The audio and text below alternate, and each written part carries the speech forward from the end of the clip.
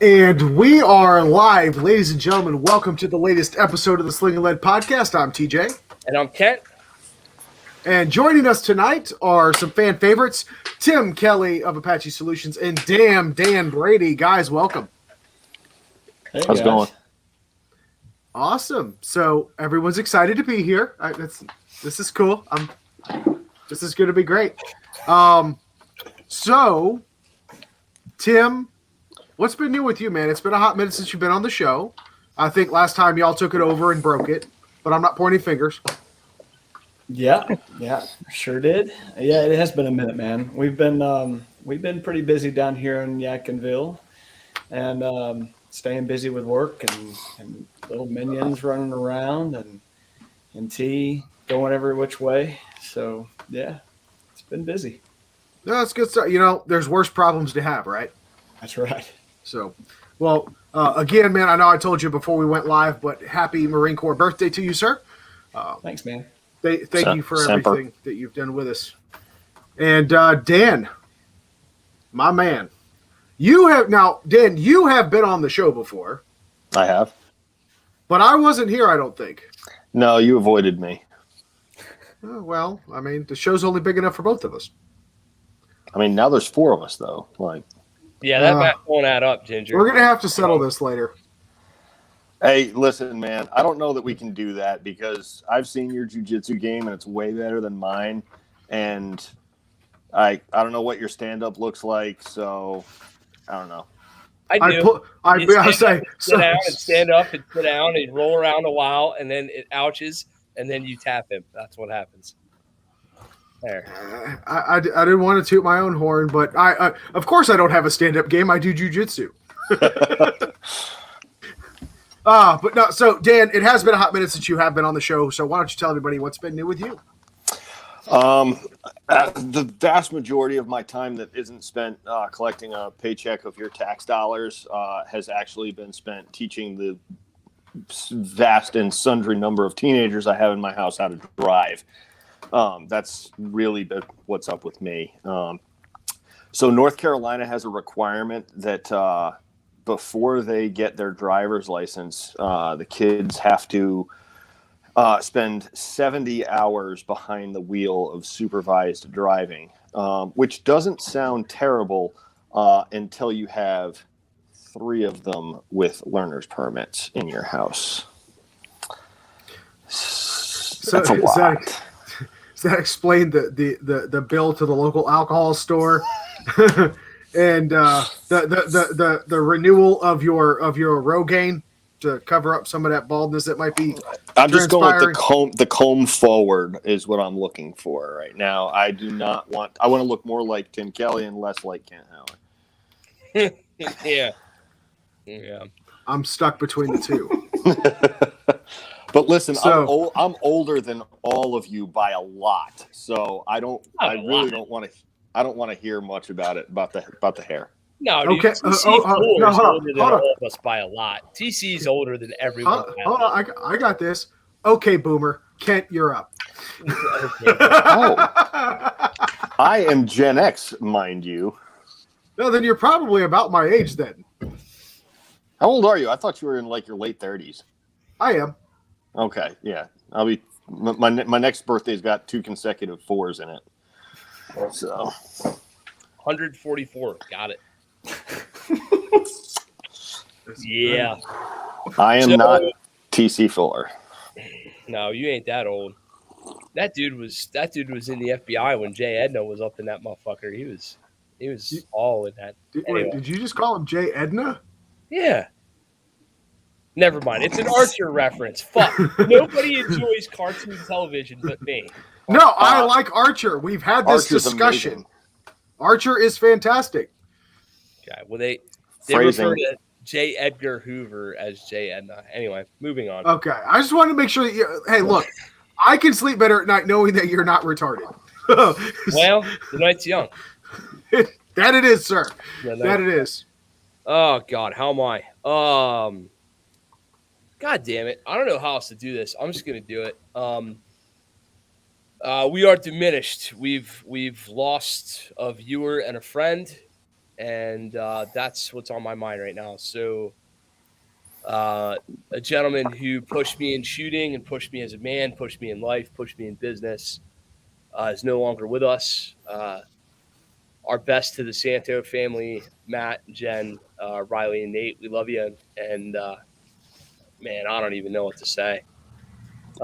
Losing a guy like that so soon is ridiculous. So there's some of you on here, some of my students and people who are on this show know exactly who Matt is, and I hate to be the one breaking the news to you, but you guys, there's an obituary out and stuff. So Matt, R.I.P. We love you, buddy, and I never could beat that dude in a fucking match, and now he died, so now I'll never beat him in one. That's his revenge to me. Go out on a high note. Yeah, no shit. One of the best shooters, best dudes I've ever met. And silly circumstance took him from us. Something so ridiculous, it's not even worth mentioning. But yeah, that's where we're at around here in Lewisberry, PA. All the range is a cold, sad place right now. Nobody wants to be over there. Thank you all to those of you who had private schedule and stuff and understood why we shut that shit down for a week. We'll be back at it next week in his honor, but I don't know. Something about going out there and doing the stuff we did all the time just didn't feel right this week. So my best to the Santo family, and my best to the Central PA shooting community who's lost a really, really solid dude. It's unfortunate. That's where I'm at. But in the fashion that he would appreciate, whiskey, fuck that. Moving on. We're gonna be dudes about it, and we're gonna have a good show tonight. We're gonna teach people some stuff. Specifically, Dan and Tim are gonna teach people some stuff, and we're gonna ask intelligent questions and try to shut the fuck up and get out of their way while they do it. Right? Sure. Right? Yeah, absolutely. Hell yeah. So the topic of tonight's show is non-gun related everyday carry. Oh, what the hell am I doing here? What? I didn't say. Hold on. I didn't say you couldn't have a gun, but you have other pockets and shit. And we want the title does say no guns allowed. I kind of a little bit of clickbait on that one. Hold on. He did say that. Fuck you, YouTube. There's the sponsorship removal of the yeah. Oh no! Wait! I go away for a week and we get sponsors. What the hell? Oh, we've had sponsors the whole time. I've just never paid you. Oh, okay. I'll tell you that. Look at Dan. Dan's like, I believe that. I do believe that. I believe it. Shit. No. Oh God. So, non-gun EDC. This was Dan's idea. It was my idea. As such, I'm going to let Dan set the groundwork on this shit. Dan, tell us all what you had in mind. I mean, I spend a fair amount of my time trying to push the idea of everyday carry. And of course, the vast majority of that is firearms related. Why is it mostly firearms related? Mostly because guns are cool. Is sort of what that boils down to. And I would say that the following that immediately is the fact that firearms training has those measurable metrics that we like to talk about so much of accuracy and speed, time. And that is a place that a student can visibly show progress. And they can feel good about it, which is a great thing. And that, I think, as trainers, we all like to see that kind of stuff. What is less measurable is progression in ways that are not measurable. TJ, can you easily quantify your jiu-jitsu game in progression from session to session? Easily? No, you cannot. There isn't a there isn't an objective metric in which to show your progress because every role's different, right? Yeah, that's exactly. It's purely subjective, and I'll even take it one level deeper. The best way that I could manifest that type of metric would be to either we'd be sitting down for a few more drinks and a lot longer than we have in this podcast to explain the difference between my roles and my experiences in, say, month one to now, Right. today, 2 years later. But that's a long story journey of a conversation. It absolutely is, and you can do that with most skill sets. You can talk about a kind of progression that is more subjectively felt than objectively measured. Yes. If I look at my my boxing or my Muay Thai strikes, if I throw a particularly nice teep into somebody's midsection, that feels correct to me, but I don't know that you see the difference. Does that make sense? Mm-hmm. So we want to talk about not only the additional tools on top of firearms, but the non-objective software stuff, mindset, verbal judo, the ability to disengage from a threat, the ability to check your own ego when it comes to hostilities. And that's kind of where I wanted to go with this, if that makes sense to you guys. That's kind of what I was talking to Kent about and made mention to Tim as well, is that like any gun guy, I love the objective stuff. I love the draw to first shot progression. I love seeing a good reload. I love seeing somebody's splits start to come down from, Betty White down towards, somebody a little bit more jailbaity.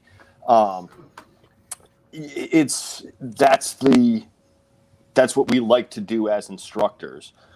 I think as leaders in the armed community, I think we need to engage in a little bit more software development. All right. So, first question, and I'm gonna ask each of you dudes, and you got like a minute and a half, 2 minutes to answer. Other than guns, what's the most important skill or important tool that you could possess? And when I say tool, I'm not just talking things in your pockets. I'm talking like the mental, the physical. Other than the knowledge and ability to shoot stuff good, what's the most important thing to a everyday carry adult male between 20 and 100 who's a dad and who loves people, who cares about people, all that kind of stuff? Tim, go ahead and go first, man. I'd say mindset. Mindset has definitely got to be the first one. So your education on behind the tools of which you're carrying. So you could pack all the fancy gear, nunchucks, and everything else, man, all you want. But if you don't know how to use them and you don't know when to use them and when not to use them, that sort of thing, it's not really going to do you much good. If anything, it can actually be it can actually do you a disservice. So I would say your mindset, your knowledge, and know-how. Awesome, Mr. Dan. Tim has it right. Mindset is the thing. I would say shortly after mindset is your gift of gab. Your ability to talk your way out of stuff. I've been a street cop for the majority of my adult life, and when I'm training new police officers, I tell them part of my first day spiel with them is your gift of gab as a police officer, your ability to talk to anyone about anything and build rapport with people is 95% of this job. It is the ability to connect with people that makes a good cop. There's no tool, there's no other thing that's going to make you a good police officer rather than your ability to talk to folks. And it doesn't matter if you're talking to somebody who is, a 4-year-old lost kid. It doesn't matter if you're talking to a really angry sophomore in high school. It doesn't matter if you're talking to a doctor in the emergency room. It doesn't matter if you're talking to a freshly bereaved widow who's just lost her spouse. You have to be able to speak to anybody at any point in time at any given emotional state. So your gift of gab as somebody who's armed in the community and the ability to disengage, because other than a police officer, you don't need to engage with the people. You don't have that duty obligation that, folks like me are stuck with. But your ability to disengage, your ability to reduce hostilities, that's where it's at. Nice, Dan. TJ? So, freedom, and more freedom. No, honestly, I don't want to echo the mindset thing, but I think it's a resounding theme, right? Especially based on the predication of what Dan was laying out at the beginning, right? It's a software thing.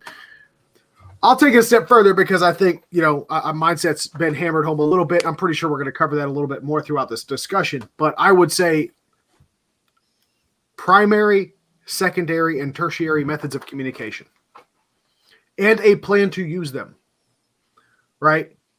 That doesn't mean sitting in your phone, staring at your video games while you're walking through the parking lot, right? It goes along with your ability to call for and request help or backup.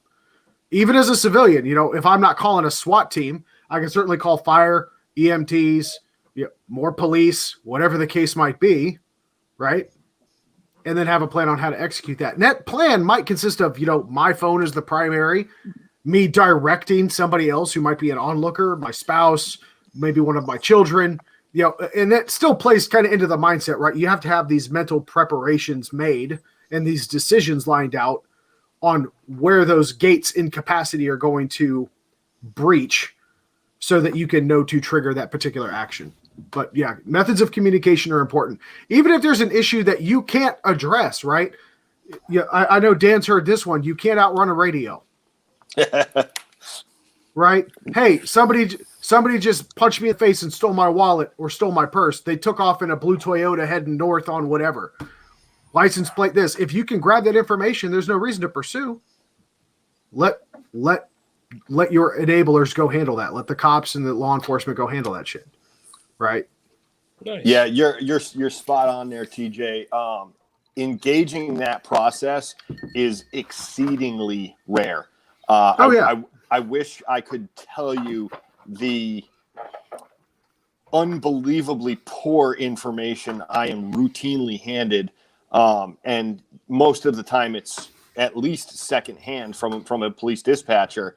I mean, the other night we got a call about a black Honda. It was a black Honda that we were called for. You know what the vehicle ended up being? A blue Chevy. Minivan. No, it was a blue Chevy. Like they had the sedan part right, but it wasn't like a dark blue you could mistake for black. It was like electric blue. And of course it was. And they were right next to it. Not only did they interact with the vehicle, they interacted with the driver of the vehicle, and they couldn't tell me what race this person was. They couldn't tell me if it was a black woman or a white woman. Like they had words back and forth with this person. And they're like, it was a woman, an older woman in a black Honda. And it turned out to be a ancient white woman in an electric blue Chevy. Like, all right. Close. So, here we go. So I'm going to answer my own question. Ready? This is a good one. You talk to yourself a lot anyway. So. Should I tell him he can't use medical? That's a kind of a cop-out to use medical. No. Okay. I saw that coming. Maturity. So okay. Here's the thing, right? I'm talking to three of the most capable human beings I've ever met in my life. and I like to consider myself to be more and more capable every day. A lot of us have a lot of skills that we choose not to use a lot, right? Mm-hmm. How many times does somebody disrespect your wife, treat your kids like shit, bump into you in a grocery store, act a fool in public, say you don't have a soul? That's for you, TJ. And We knew that. You didn't need to clarify it here. You really didn't need that. We know. But my point is, you possess the tools, you possess the skill set, you possess the resources to win the fight or to be the chivalrous fucking hero with the goddamn shield and the sword or whatever. And you look at that other human or those other humans and you go, nah, that's not even worth my time. I'm going to turn the fuck around, get in my vehicle, and I'm going to go someplace else. And I'm not even going to think about it. And how many times do I almost said capable, but men who perceive themselves to be capable let their fucking mouths write some checks that their hind ends can't cash, and they end up in a situation where something terrible came out of something innocuous. Oh, I mean, you think about it, Ken. Like, I mean, I wasn't born with this nose, all right? Like, this happened because my mouth decided to just do stuff before this part really engaged.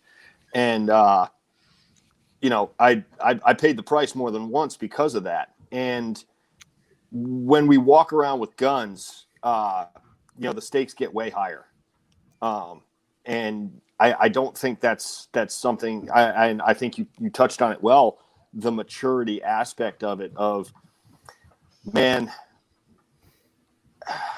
it's not a matter of it's not worth it, because you know it doesn't matter how skilled you are. The risk of losing is always there. The risk of losing is always greater than zero. You know, you can't state for certain. You know, Murphy gets a vote is the saying that good old Dave Spalding always used to say. Dear God, don't I know it? Yeah, TJ, we were just talking about that. Like, you know, Murphy gets a vote. Weird shit happens. Apparently, Murphy does jujitsu too. That stingy motherfucker. But I'm not bitter. I'm okay. I'm fine. I promise. I'm fine.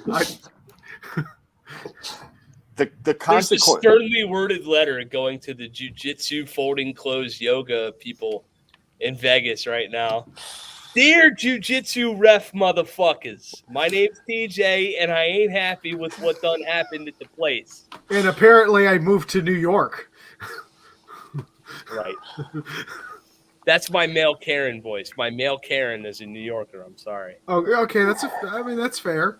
So your male Karen is a Bronx Jew? Like what's going on with that? Like, I mean, if you're gonna go for broke, if you're gonna go all out, right? Like, what's more authentic? You ain't wrong. So I'm gonna make a cheesy movie reference here, but I'm pretty sure everyone here has seen the movie Roadhouse, right? Okay, Yeah. We're getting north-south, right? Yes, yeah, everyone's seen it. For those of you that haven't, I don't know what the hell you're doing with your life. It's a great movie. Worth seeing at least once. So when the hero of the story is explaining to the crew of bouncers, hey, you will be nice until it's time not to be nice. Well, how will we know when it's time not to be nice? Very simple. I will tell you. But what if someone calls my mama a whore? I don't know. Is she? Is she? Right? Like, it's one of those things where it's like, dude, just let it go. Right? Like that was the quintessential version of that. That is a perfect example, actually, of the two different mindsets that Kent was lining out here. You've got the mature and you've got the immature who are going to be triggered by some simple words that are used to elicit a response. Right? Provoking speeches and gestures. Holy smokes. All right, we're going to have to address this because it ain't going away. Doc says Tim can't hit a 4-inch target with 5 shots. I don't know what this nonsense is. No, Tim, can't hit it at all. Huh? Can't hit it at all, man. What's he talking about? He's talking about his last private session, just bragging about how he was able to hit a 5-inch disc, not a 4-inch disc. A 5-inch disc. A 5-inch what? At disc. Oh, plate. Sorry, okay. a 5-inch plate at what was it, 25 yards, 5 shots in a row. Of course you should be all. able to. Just bragging. I missed. You did? Yeah, I missed. He fucking fucked with your optic or something. He screwed the. Yeah, that ain't right. I missed. Okay. It happens. I mean, it does happen. Wait, I want to be supportive. Did you try turning it off and turning it back on? That didn't work. Did you make sure that it was plugged into the nearest wall receptacle? No. I'm trying to help here. This isn't in the script. No. Sorry. No. So, game, now I understand. Doc is now a better. This is fucking Star Wars. Doc's a pretty good shot, man. No, wait. This is Star Wars all over again. When I first met you, I was but the learner. Now I am the master. Is that what we got going on here? No. We got some Lion King shit? Because I'm telling you right now, my money's on Mufasa, Doc. Don't be fucking around now. No. I'll send him pictures of my target afterwards. Maybe that'll make him feel better. There you go. Oh my goodness. No, what happened there clearly is that Doc's meds all just lined up on that one particular day at one particular time, and he didn't fall apart. Oh God! I think I had to go away for a moment. Get down, co-host down, co-host down. I don't know what to do here. There he is. Okay, he's back. Oh Christ, Dan, that was solid work. Wait, hold on. I'm kind of concerned. How many pills is Doc on? He's 400 years old. He's got to be on at least a dozen. Okay. Dude, when he stayed here at the house, he was like, "Hey, is it cool if I put my Sunday, Monday, Tuesday, Wednesday, Thursday, Friday, Saturday, Sunday pill thing in your bathroom?" And I said, "Sure." He fucking tackle box. Yeah, he rolled in with a tackle box and load that shit on the bathroom. I was like, I don't know what's going on here. Oh God, I don't even know where to begin with that. Fucking Doc. So anyway, we've established quite clearly that beyond the gun, God, this sounds like a terrible Walmart gun rights t-shirt. Beyond the gun, your mind is the most important weapon. Something like that. So we've all established that to a degree, yeah? Yeah, man.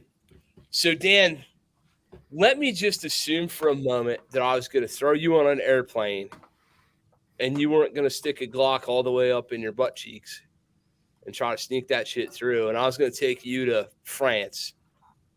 What would Dan Brady carry on his person in Paris, France? Well, the thing about, getting a little bit older and, having a fairly rough early adulthood and, lifetime of contact sports under your belt is that you've gone through a few knee surgeries.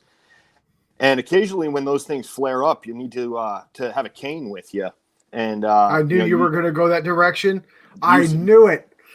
Use an assisted mobility device and make sure that a 3-foot piece of cured hardwood to assist in my mobility, could be utilized under extreme circumstances to enhance my self-protective posture.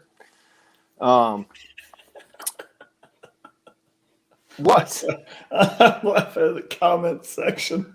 Paris, France, you carry a German English dictionary and a white flag. You win the internet. Wait, what I missed? So your question was if you're going to Paris, I've highlighted it below. I see it. It is probably. I'm sorry, I was cleaning the whiskey snot off my keyboard. It's alcohol based. It'll dry. You're fine. Oh my God, I hate that man. Oh, TC, that's hilarious. And a white flag. I submit. All right, so Dan was going the way of like, yo, man, I've had knee surgery. I need a cane. And Dan Brady could fuck a motherfucker up with a cane. I'm pretty sure I know that. I mean, right? I don't know. I mean, I'm not willing to go that far. I am. I just did. my early 20s were the time where I, wanted to test myself and everybody around me and, prove, that I could take a beating with my face and throw one with my own hands. And so I'm just past that, man. I'll leave. I refer to it in my classes as the Nike defense, man. Just fucking gone. Like, leave. I don't need to stick around. My sort of go-to recently in explaining this to folks has really been, avoid, evade, escape, deter.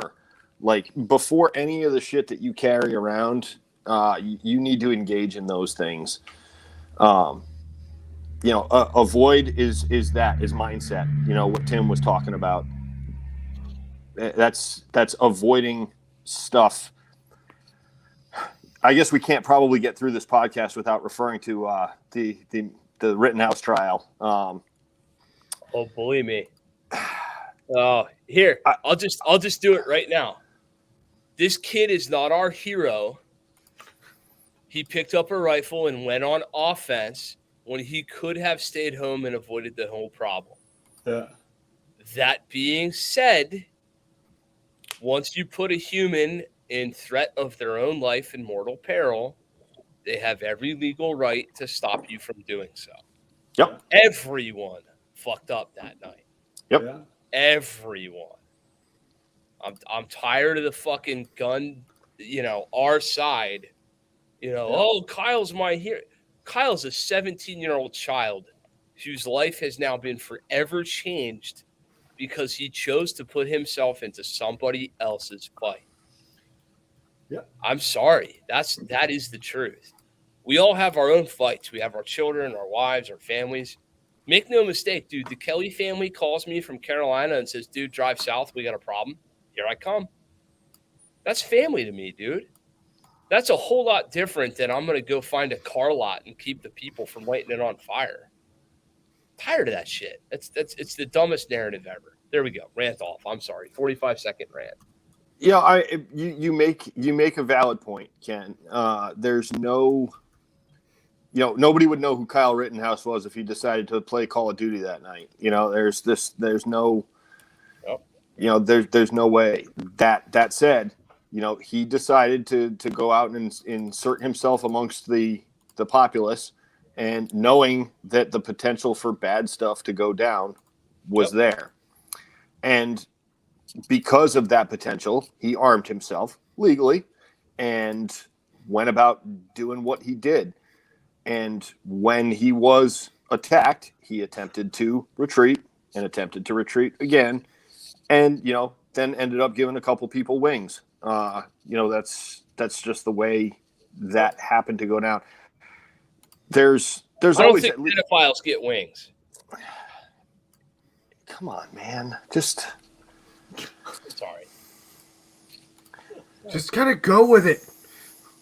Saying. There's always three things. At a minimum, three things. You have the aggressor's actions, the defender's actions, and the actions of the time and place that they happen to be, that are the surroundings. And if you remove any one of those things, bad things don't happen. All right. Yeah. At least not to you. They might happen more in a societal fashion. But if it doesn't involve Kent Hauer, if it doesn't involve TJ, if it doesn't involve Tim, if it doesn't involve me, more is the better. Well, I think we're pretty well preaching to the choir here as far as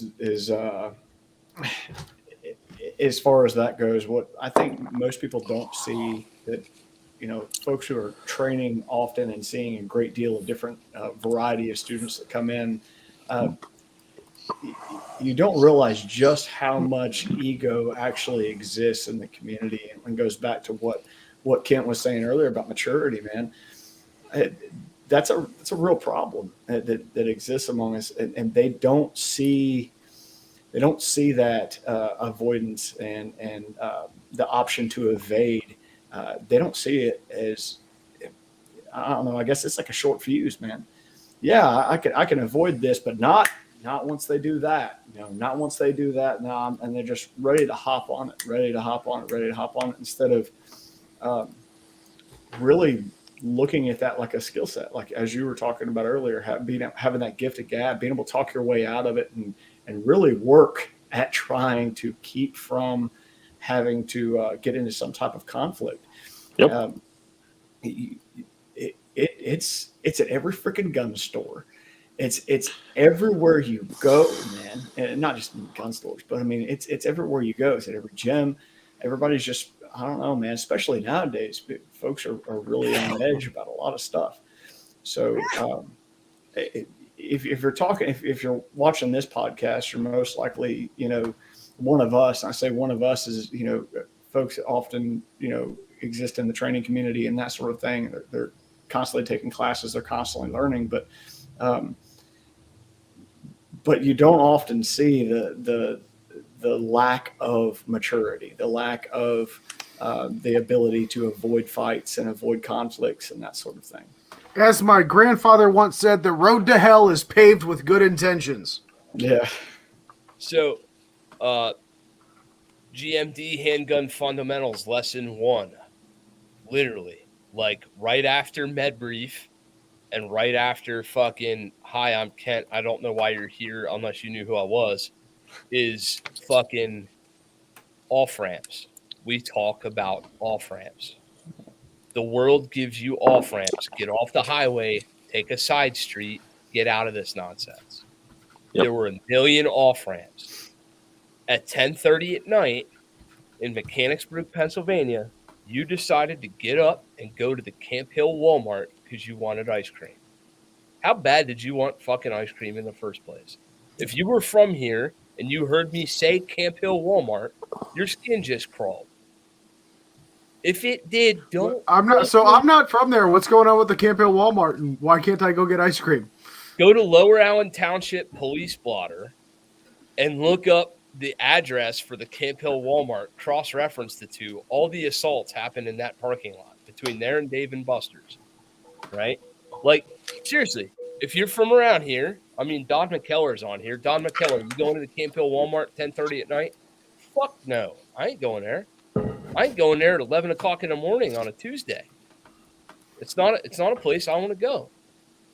But you willingly got in your car and you willingly drove there over a non-necessity nonsense thing. You could have went 10 minutes and went the other smart way. There's Don. Yeah, look at him. I don't want to go at 7 p.m. Exactly. That's what I'm saying. But here we are. So we got up. We went to the Camp Hill Walmart. We went there, and we saw a bunch of shady motherfuckers sitting out in front of the place. And what did we do? Did we get in our car and turn back around and say, I don't need ice cream that bad? No. We walked right past them all and went inside. And then we saw a couple of them shady motherfuckers come inside. And we said to ourselves, well, I'm going to stand in line and wait for the damn ice cream. I'm going to pay for my ice cream and I'm going to get out of here. Did we sit that shit on the shelf and walk away? No.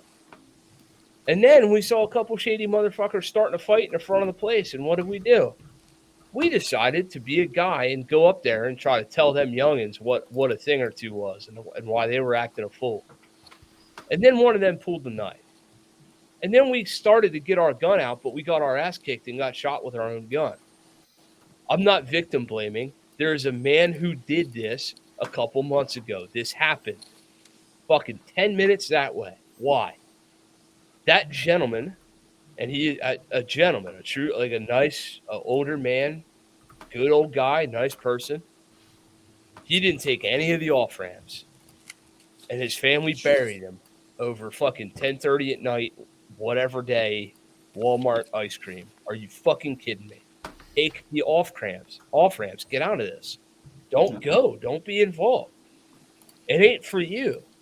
Yeah, but we're all guilty of it. I mean, sure. to some degree, or have been guilty of it in the past. Not last weekend before last, was the first week in November. The first weekend in November, John Murphy blessed us with his presence, and he taught his shooting counter skills and tactics class here at Apache.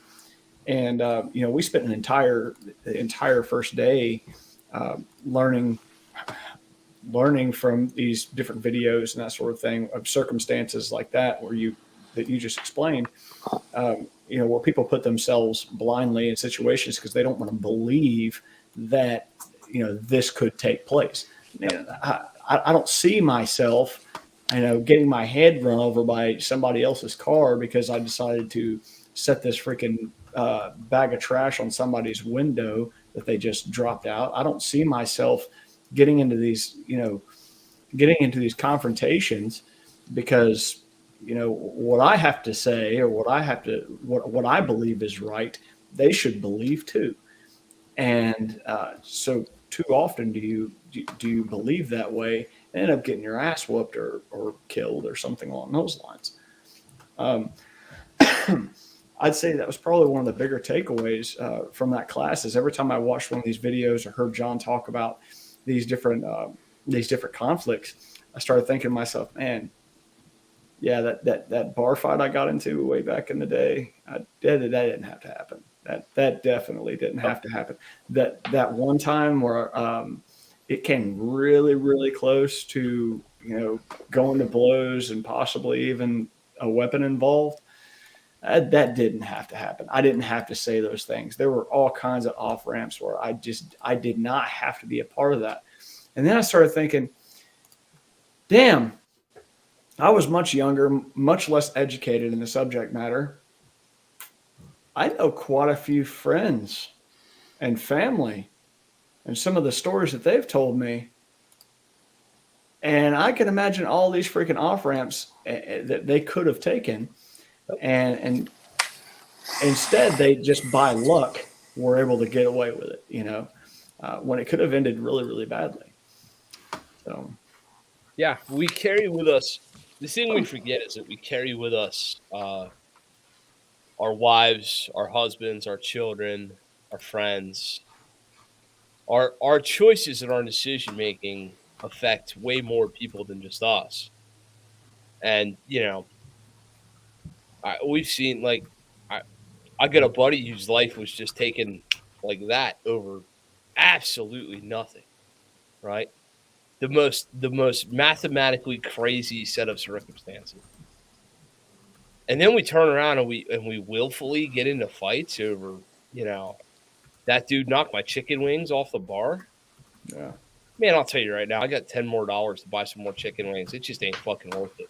Someplace else. Yeah. Yeah. See, exactly, right? It just ain't fucking worth it. Whatever it is, it ain't worth it. So I think we've done a real good job.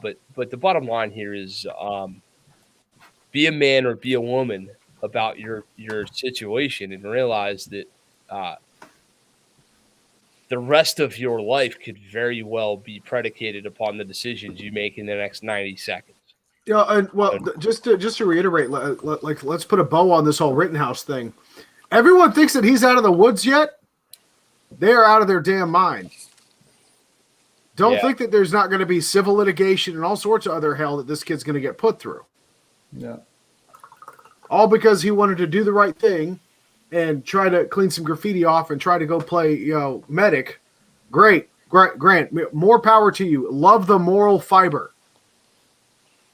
But was it worth it? Yeah. No, but Jesus Christ. Kyle, if you're listening, I'll bring your ass on this show. I'm gonna ask you one question. If you could have gone back in time and not gone there that night, is that what you would have done? I'll bet you any damn money that boy's sitting wherever he's sitting right now would say, yeah, Mr. Ramsey, Mr. Howard, if I could do it over again, I would never go anywhere near that nonsense. Mm-hmm. I would hope so, right? So the last thing that I want to touch on in this particular subject is for specifically anybody else watching this. I've kind of gone on a rant about this recently, is that it doesn't matter how good you are, and it doesn't matter how right you are. You can still end up in court fighting for your life, literally, because you're looking at life in prison. And you won the fight. You were legally in the right and you still end up spending a year and some change of your life fighting to make sure that you don't spend the rest of your remaining days in a cage. And that costs a lot of money. Mm-hmm. The average pre-trial stuff can run $250,000.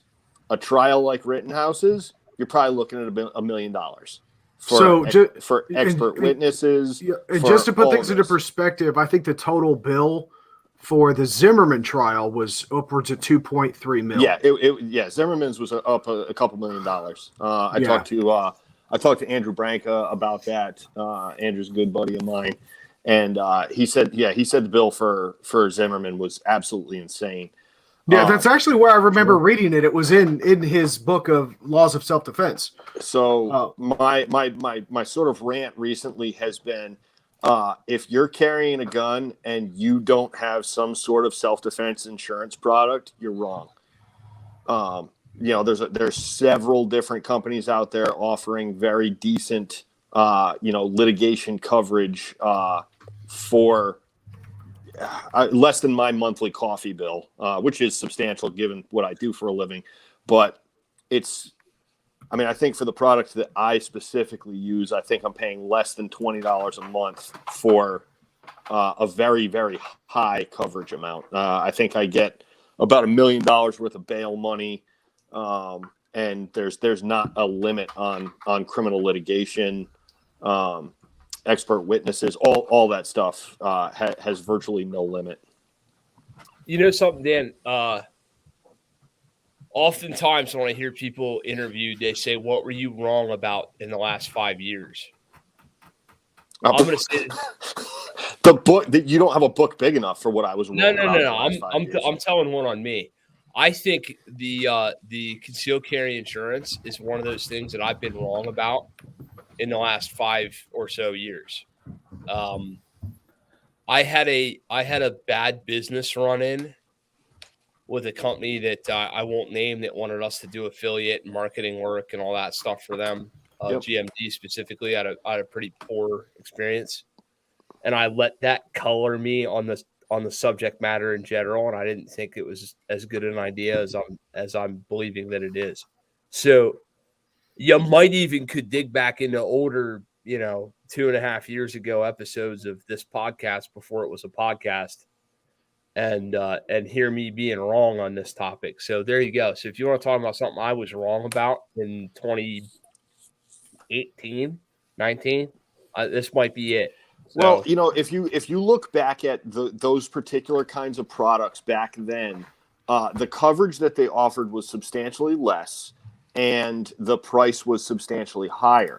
But one of the things that I have seen over the course of this, and it makes complete sense, is that as the products have developed and become a bit more popular, people who are inclined to buy self-defense insurance are literally the people least likely to use it because they're using this to begin with.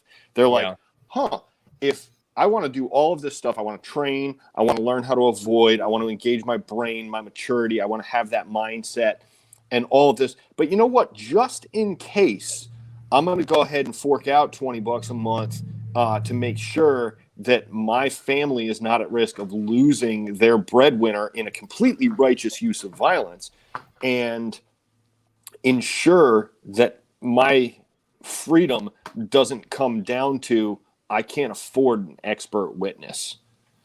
Because if you think about that, is your freedom worth $30,000 to hire an expert witness in the use of deadly force for civilians? Yeah, it is. But Kent, do you have $30,000 sitting in the bank doing nothing right now? I know I don't. Decline to answer. Well, and you really haven't been paying me, you motherfucker. It ain't doing nothing, but But what I'm saying is that even if you did have that kind of scratch just sitting around, is that a nice use of $30,000? No, and it doesn't stop there. Right. The thing is like there's net worth, and then there's cash flow net worth that your wife can reach into and throw on the table and go, don't worry, we'll fix this. That's a completely different conversation. Right. For me, I think the biggest problem was that in the past, most of these programs that I ever saw were kind of like an affirmative defense in which they talked about once you're found not guilty, we'll pay for all the back bills. Right. And I'll 30 grand, okay. But I was sitting there looking, going, homie ain't got no $500,000 to prove he's innocent. Right. To turn around and have you, say, yeah. I mean, just the bail money. If you look at just the bail money, right. If you shoot somebody at the local 7-Eleven or something like that in a completely righteous self-defense scenario, but there's some sort of prosecutorial hay to be made in terms of media coverage or something like that, and you end up with a $1 million bail. Can you just come up with $100,000 with for a bail bondsman? That Sure. takes. I have to liquidate my business and change everything about my family's life in order to do it. Right. How many days does that take, Kent? Yeah, 45, 60. Right. How good are you going to do in a county jail for 60 days? I like to think I'm pretty. I might be okay. I mean, dude, it's going to be hell. You know the story. It's hell. I was waiting for the left turn. It's okay. No, it's literally it's the breadwinner, business manager, owner guy is locked in a box, and I have burdened my wife with sell all that shit to Tim and TJ so we can afford to fucking do this at all, period. That's what it is. Yeah. That's the truth. So is that worth $20 a month? Fuck no.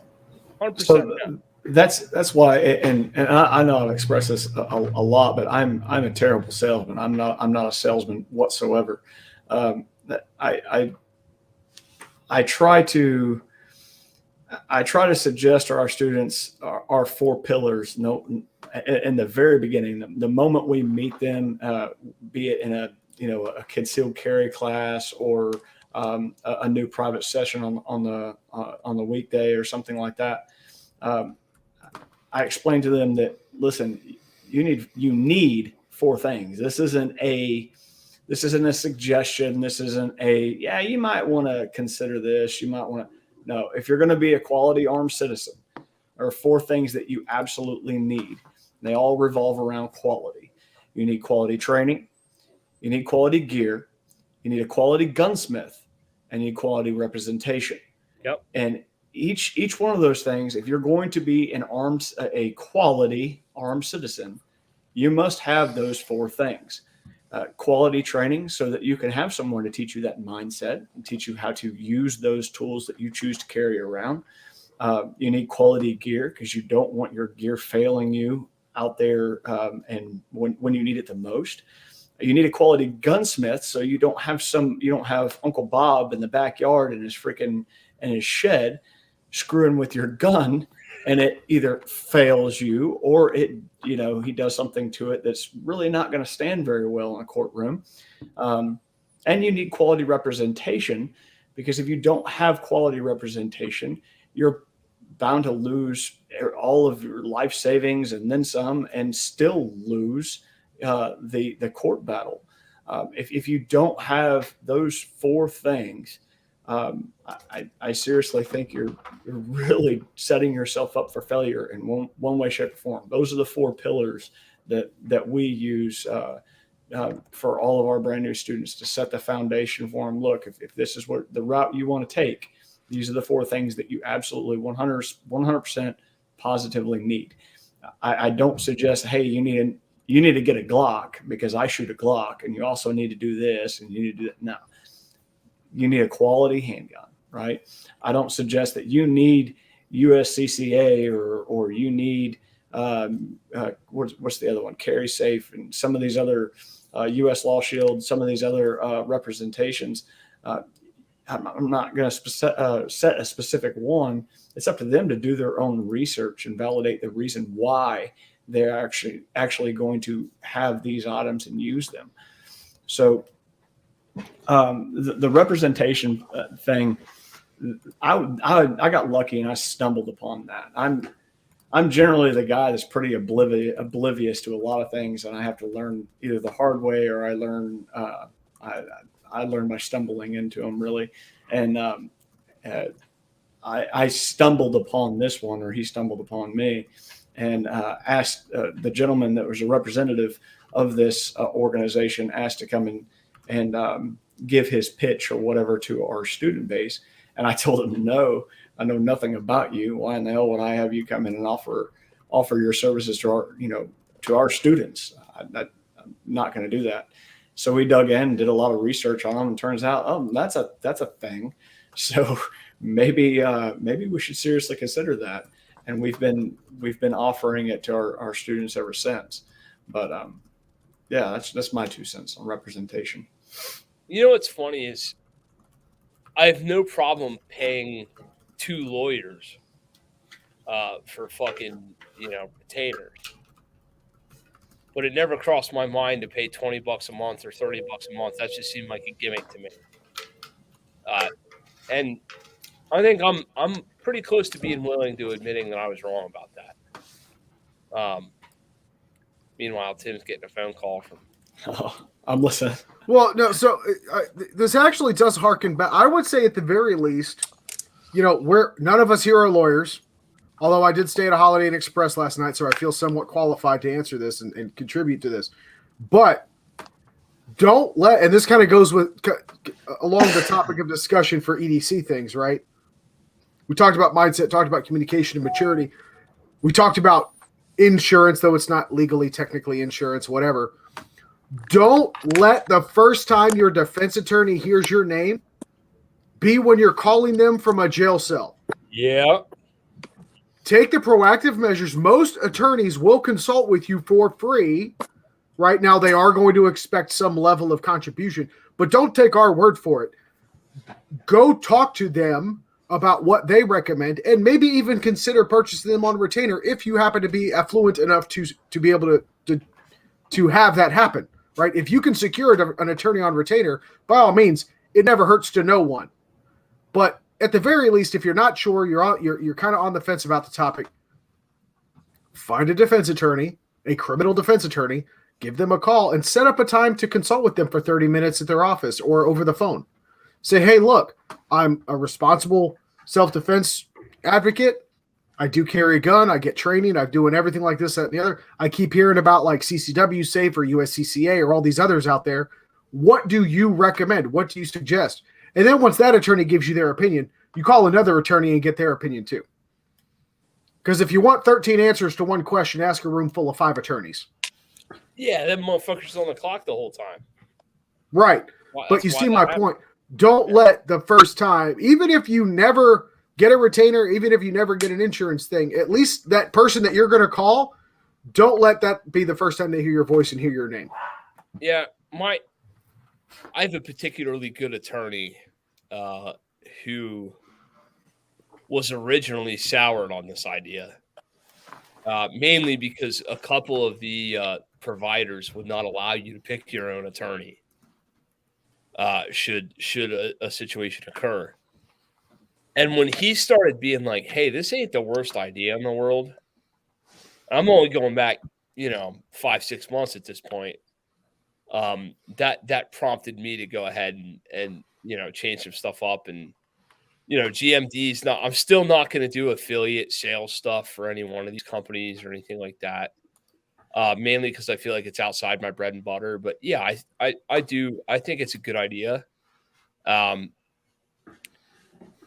I think one of my biggest problems with it was I don't mean to name names and I don't mean to talk shit, but Aaron Krieger from the We Like Shooting podcast used to joke and call it murder insurance.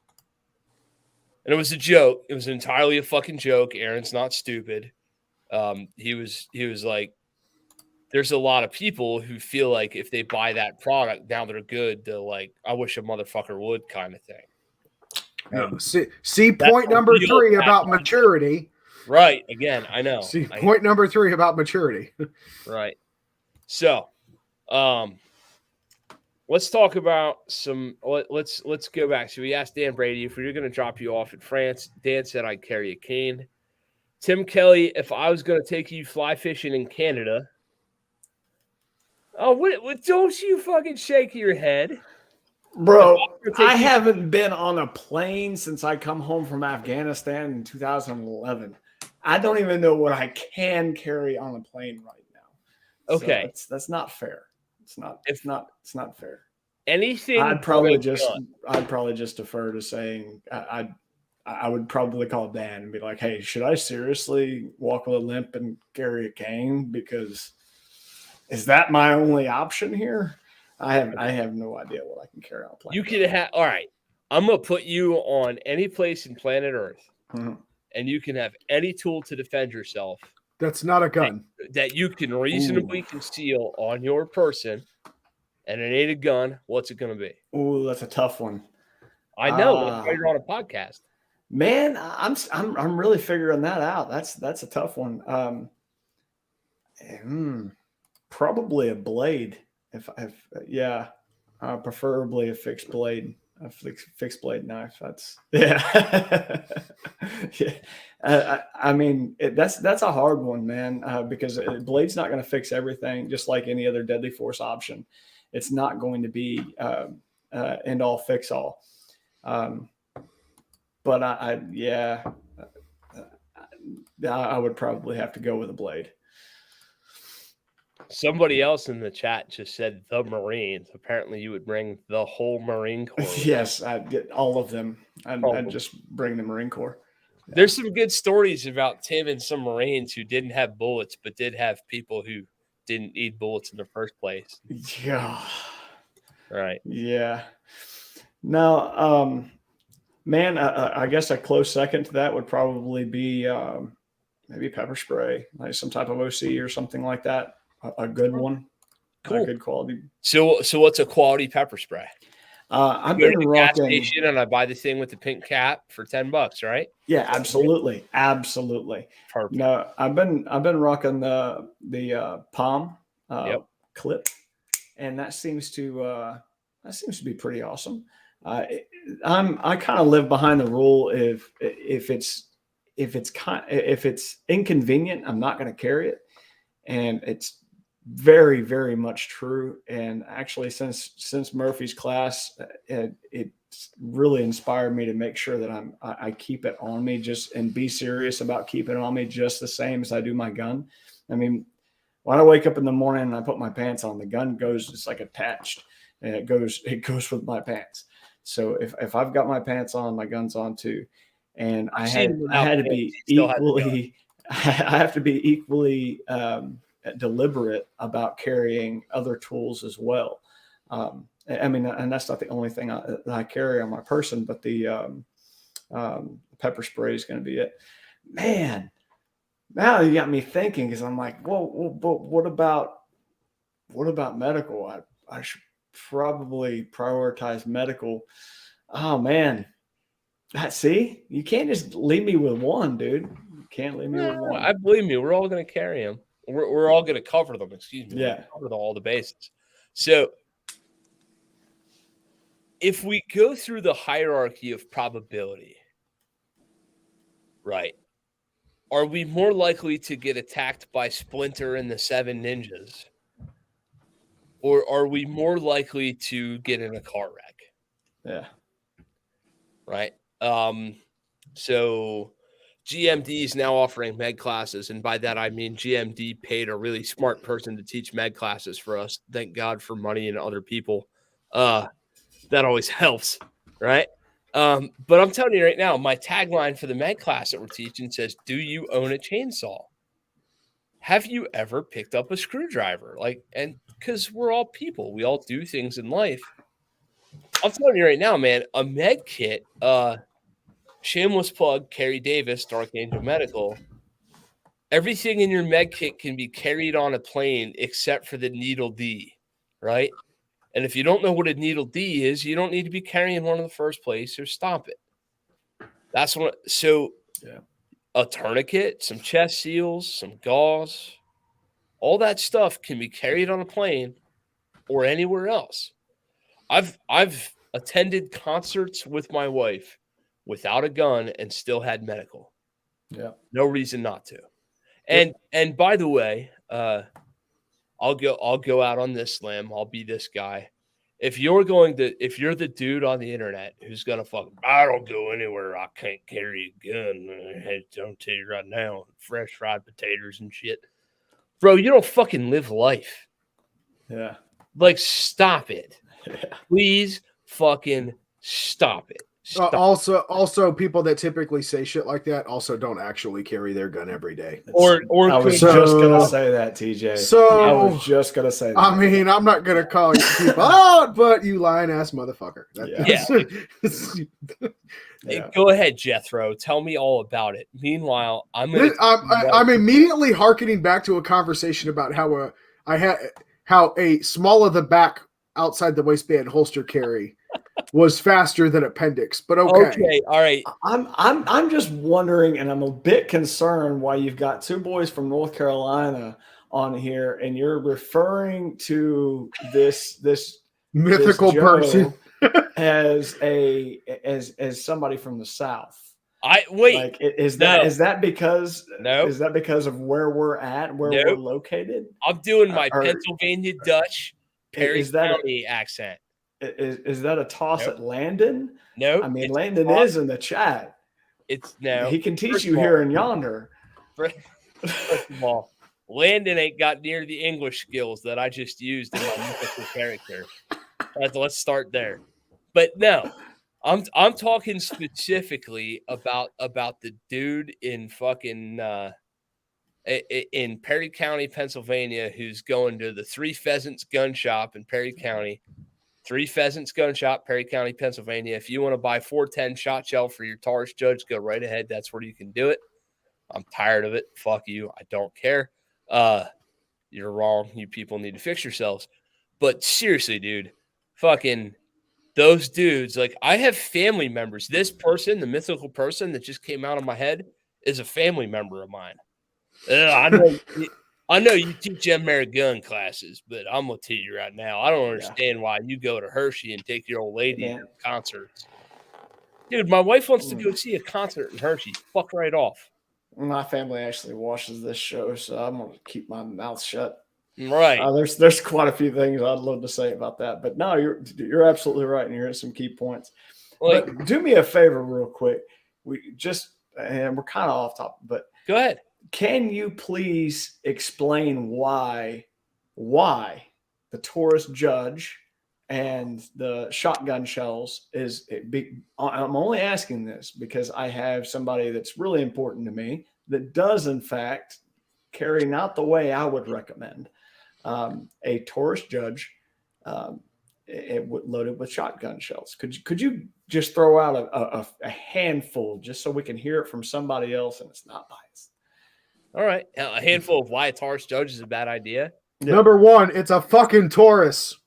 Yeah, okay. Besides that, we can all have our brand loyalty. That's easy. No, it ain't nothing about brand loyalty. It's about people carrying shit that I wouldn't trust anyone's life. I wouldn't give that to my worst enemy because it wouldn't be a fair fight. All right, fair. Just tell me why. All right. Tell him why. So for starters, let's talk about the design of the 410 shot shell and what it was meant for. It was meant for squirrels and birds and teaching children how to murder some squirrels and birds. It was never meant for interpersonal self-defense. External ballistics are a thing. And a round that was meant to be fired out of a 20-inch shotgun barrel coming out of a 2.25-inch revolver Or is 5-inch. Doesn't matter. or 5-inch, either way, is the equivalent of the kid in the gym who would never fucking shower with the rest of you dudes because he was afraid that he just didn't have enough inches down there. There's a reason for that, right? Like, if you cut the inches by thirds, all of a sudden the velocity isn't the thing you want it to be. So there's that.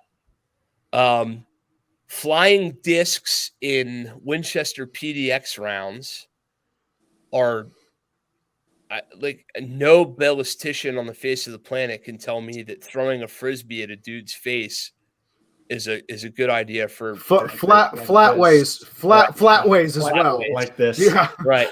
Right. So Winchester PDX rounds, what they did was they took a bunch of Frisbees and they made they had them like the Sawzall way, and they flipped them over Frisbee way and they threw them at you, which is about the equivalent of getting slapped in the face with a paper plate. That's a real bad idea. Also, many of our interpersonal self-defense situations might involve other humans. And I really hate the idea of throwing multiple projectiles in the direction of one human when there's a potential for those other projectiles to strike additional humans, because my luck would be that I for sure as shit would throw 11 Frisbees at my attacker and one of them Frisbees would hit your kid. That's a real poor idea. And then we stuffed it all in the most unshootable, terrible triggerness, difficult to carryest package in the face of the planet. And the only reason we sold any of them is because Rob Pincus rolled his fucking window down and blew the shit out of a pumpkin from 3 feet away. And everybody on the face of the planet went, this is a gun. This is a good idea. I'm tired. No, not a good choice. I would truly rather, if you want a revolver for self-defense and you want a lower caliber, like easy to shoot revolver, I'd rather you put some CCI Stingers and a Ruger LCR X and shoot some 22. No, I'm not fucking kidding. How about that? Yeah, thanks, man. Yeah, absolutely. Tim, we're apologizing in advance. We hope Thanksgiving dinner is not awkward at all. No, we're good. I think he would appreciate your assessment as well.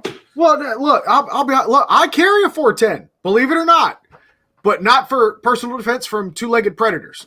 Yeah, I have a Bond Arms 2-shot Derringer Snake Slayer that my wife got it for me for my birthday. This is back when I was into archery hunting, which starts really early, especially here in for snakes. Would it? As a matter of fact, it happens to be called the Bond Arms Snake Slayer. All right. But yeah, that's exactly because rattlesnakes are a problem up here in Tennessee, especially where we were living. And yeah, that is why I carry a 410. Cool. Yeah. And damn, does that thing kick like a mule? Yeah. It is not It is not pleasant to shoot at all. That's the last point. Your splits with that are the rest of your life. Yeah. I could double tap a musket faster. Yeah. It's just not fun. Dan Brady, I love the fact that when I went to the Rob Pincus reference, your face just disappeared off. Look at you. What's the matter? You didn't renew your membership to the Personal Defense Network? Oh, God. We get back on the subject of EDC. Yeah, we can. Non-gun related, right? This is supposed to be non-gun related. We're not going to catch a lawsuit at all. Look at you. Lawsuit? Shit. I don't know. I dwell on things. It's okay. Moving on. What else? So should we carry flashlights? Dan, what do you got for a flashlight? Oh, God.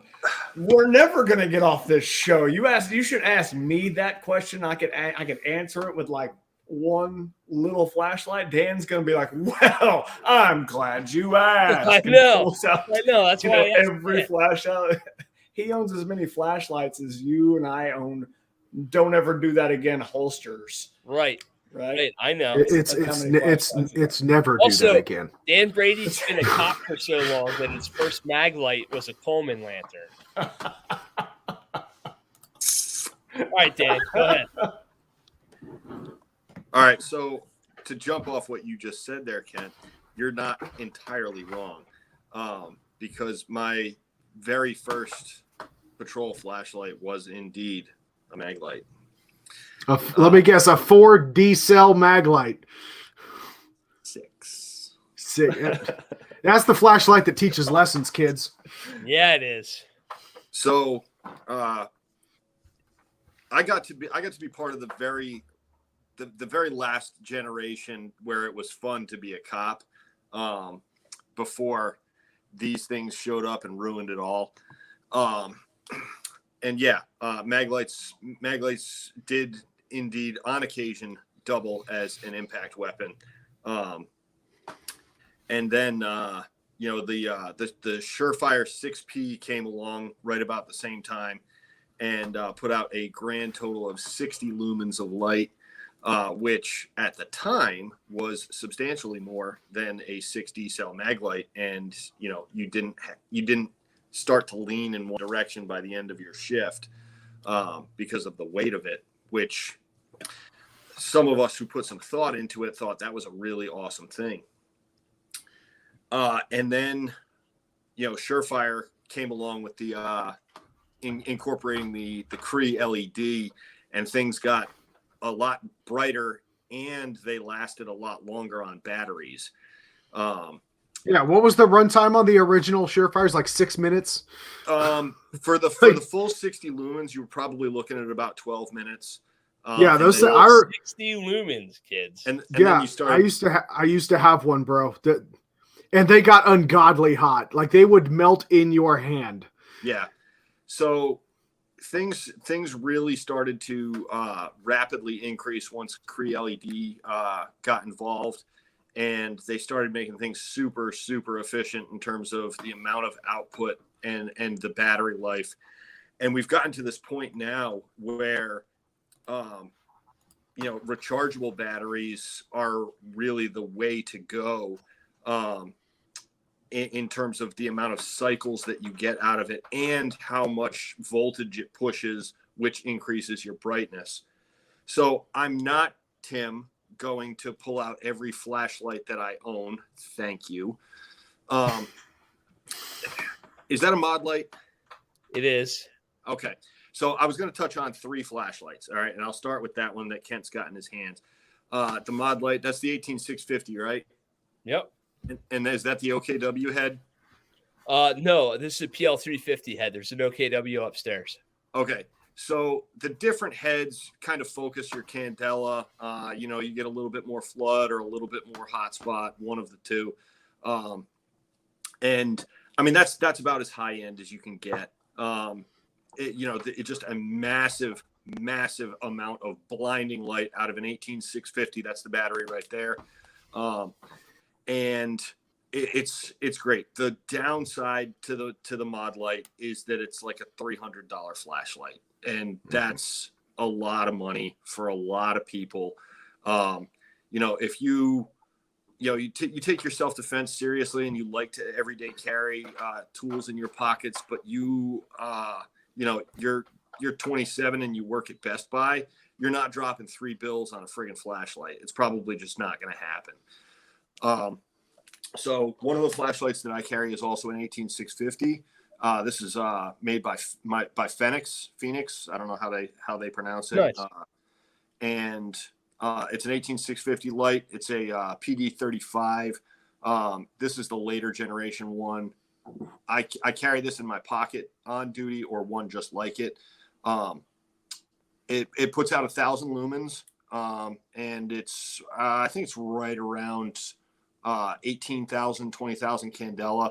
The hotspot's fairly bright, but it also has a step down button to use for more task light oriented stuff, so that if you're looking for your keys when you drop them in the floorboard of your car, you're not heating your hand when you step it up to 1,000. And that I think this runs about $80 nowadays with a decent battery, and then you can get a halfway decent charger for about $20 on Amazon. And then the light that I carry with me everywhere is this.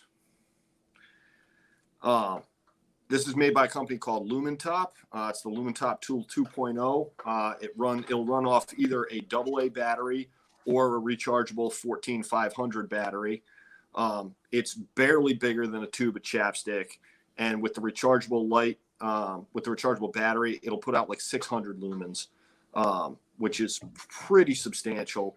Yeah, for a light that for a form factor that small, that is actually a substantial output. It's literally the same size as my index finger. Wait, hold on, Dan. You've got hands the size of fucking, That goddamn flashlight's 11 Is inches that long, ladies and is that gentlemen. the same Just flashlight be you real. did in comparison with the Bic lighter? Yeah. Yes. Okay. Yeah. Yeah. So it's about All the same right, so size as a Bic Kent, lighter. you're actually incorrect. I broke my hands a lot as a kid. I have big mitts, but I got actually small fingers. So this is actually a very, very small light. But again, if you put out the full amount of light, it's about 600 lumens. But a little tap on the back, and it'll drop it down to about 40. And if you drop it at 40 at 40 lumens with the rechargeable light, I think this will last about 6 days. I could just leave it sitting here on my table, and it'll run for like 6 days. It's ridiculous. So in terms of task lights, little stuff like this, very, very efficient, good stuff. And I think that Lumen Top is about $20 on Amazon. When TJ needs light, he just hacks into a database somewhere and has illumination from NASA. I just take off my shirt. Oh boy. See, It's that ginger glow power, man. What can I tell you? Tim, what's your everyday flashlight? My everyday flashlight is it's really just a little measly ProTech AAA battery. Yeah. It does the trick for what I need. I have been able to see coyotes out to 50 yards with this light and be able to identify that it was in fact coyotes before I had to use a bigger light, which was also attached to my gun. So I don't think I really need a whole lot, but I've recently got into this massive light that I might attempt to try and carry it around every once in a while. But it is the Streamlight ProTech HLX. Bro, and every person, if you know a man, buy him a Streamlight HLX for Christmas. This thing is awesome. You get one of them sons of bitches. That's what I was carrying before this mod light. This thing is wicked. Yeah, I've got got one of them in her purse and the Jeep. There's 2 of them in the truck. Them bitches are $100. That's a legit flashlight. Yes, sir. And it runs on 18650s. Yes, sir. And Yeah, so it's the same light I have. I actually have the Theorem ring on it as well. But I'm with you, Tim. The form factor, like the particular head of that flashlight it's a lot to carry in your pocket, right? Like you got to have your comfy jeans on for that one. But it's been fantastic. I've loved it. Going out to mom and dad's house again, looking for coyotes, just seeing what kind of critters are out there running around. It throws some light, bro. I've even got one. I've got an HLX weapon light on my AR that I take with me over there. So yeah, damn good lights. Very, very durable. I mean, you've got like, what does it say? A little over 27,000 candela. I mean, it'll light up a field, man. I'm gonna tell you right now, the difference between this light and the one Tim just showed, the mod light and the stream light, the difference between the two is the ability to penetrate intermediate barriers such as glass or fog or trees, tree lines, stuff like that. But I'll tell you right now, I went from the $100 stream light to the $300 some mod light, and I wasn't doing this for a living. I don't know, man. Like that stream light's legit. Yeah, and the price per performance. There's 3 of them things in our house. My old lady's carrying one. There's one in both cars. Like that shit's easy day, dude. You want me to Lord knows I hate Jeff Bezos, but you can Amazon yourself up a legit Streamlight for $88 right now. Yeah. Go do that. Landon, it's I don't know where to land. I don't know what you're talking, $250, but no. Sorry, Landon. That must be yonder, but here it's $100. Fucking, I don't know what to tell you. Also of note in the flashlight realm, the Theorem switchback. There we go. In terms of hey, I have flashlight. hey, I have gun. That's a real good idea. Takes some getting used to. Mhm. Let's talk weapon-mounted lights on defensive handguns, since we're talking lights. What do you think, Mr. Brady? Your face just crunched up. So for me, I come at this from being a cop for the last 20 years, and again, I've been carrying a weapon mounted light on my duty pistol for just about ever, and going back to the what was it, the Insight M2 or something like that. I can't even remember what the model of it was. But again, it was like it was an incandescent bulb light that threw a grand total of like 60 lumens for 5 to 7 minutes, off a couple of 123As, and that was in like 2001.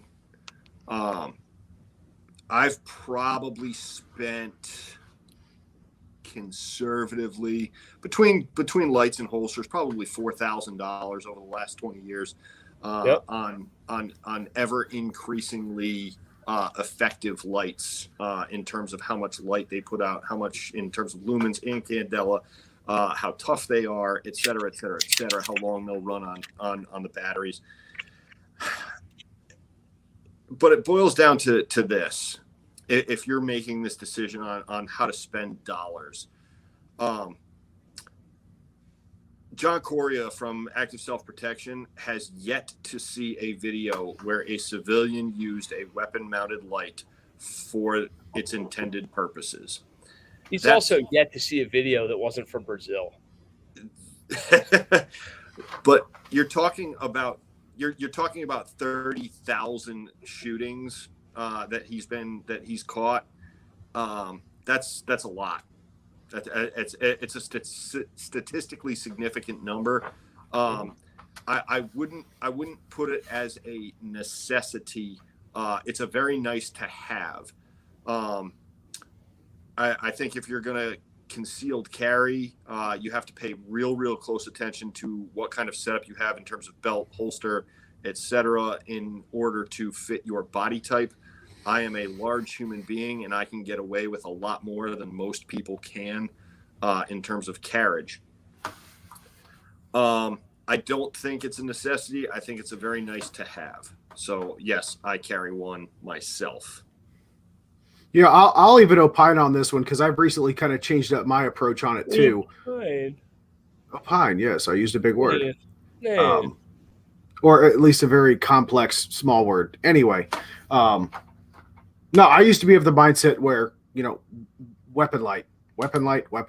Used to preach that gospel all day long. As I've really started to analyze and assess the situations that I find myself, my preconceived notions on the actions that I'm going to take in the event that I'm accosted or anything like that, chances are my requirement, my necessity to have a weapon-mounted light is diminished. I'm in agreement with you, Dan. I think it's a nice to have. I think it's a should have, but it's not to me a deal breaker. I've recently I took the flashlight off of my 43X to allow just for slimmer carry. I found that better, more concealable carry was an adequate trade-off. Like if anything has to go, I'm not going to get rid of my red dots, right? Yeah. So let's get rid of the next natural thing, which is the weapon light, because it's not really affecting anything with regard to performance, accuracy, and ability to identify a target. Understanding the concept of the common distances in which you will be engaging a lethal threat. The last point that I like to touch on is so for me, I carry a TLR1 HL myself. I like that it extends past the muzzle, because in a contact shooting, I don't want to have my gun come out of battery, and I honestly think that is a higher probability than using it as a lighting tool. Mm-hmm. That's that can certainly be debated, I would guess, in terms of threat probabilities. But Craig Douglas makes a living out of teaching entangled gunfighting. Maybe I want to listen to him. I don't know. Yeah, that's an interesting. I've heard a lot of people I respect go as far as to say it's a very high probability. I've never heard somebody I respect say higher. So count yourself among the first person that I respect that's ever said that. But right? Like, for me, it's just fucking, I don't know. Half our life is spent in the dark. What, Tim? What's the matter? Tim, you're muted or something. Oops. Here I am trying to talk. I was muted. Christ. Oops. Go ahead. What's the matter? I was like, damn, he's not gonna let me jump into this at all. Here's what I said. We saw the frantic hand gestures and then the lips moving. Here's what I said. I respect Dan Brady, and Tim was like, so I have no idea. Flag on the play. Go ahead, Tim. No, I was just going to say, I think it really depends on the person and your individual application for it, man. If you want a freaking light on your gun, carry a freaking light on your gun. I don't care. But you shouldn't be walking around without one of these. If you think you need light, carry a pocket light. Your primary. I know it's confusing, but this should be your primary. Yes. And your weapon-mounted light should be your secondary. You shouldn't be searching around in darkness with the light on your gun. But again, it's going to be dependent on the application. But how else am I going to keep track of my kids? I'm not going to tell somebody they're wrong. I'm not going to tell TJ he's wrong. You're wrong for taking your TLR 6 off of your 43X because for the sake of concealment. Because for me, my body shape and that sort of thing.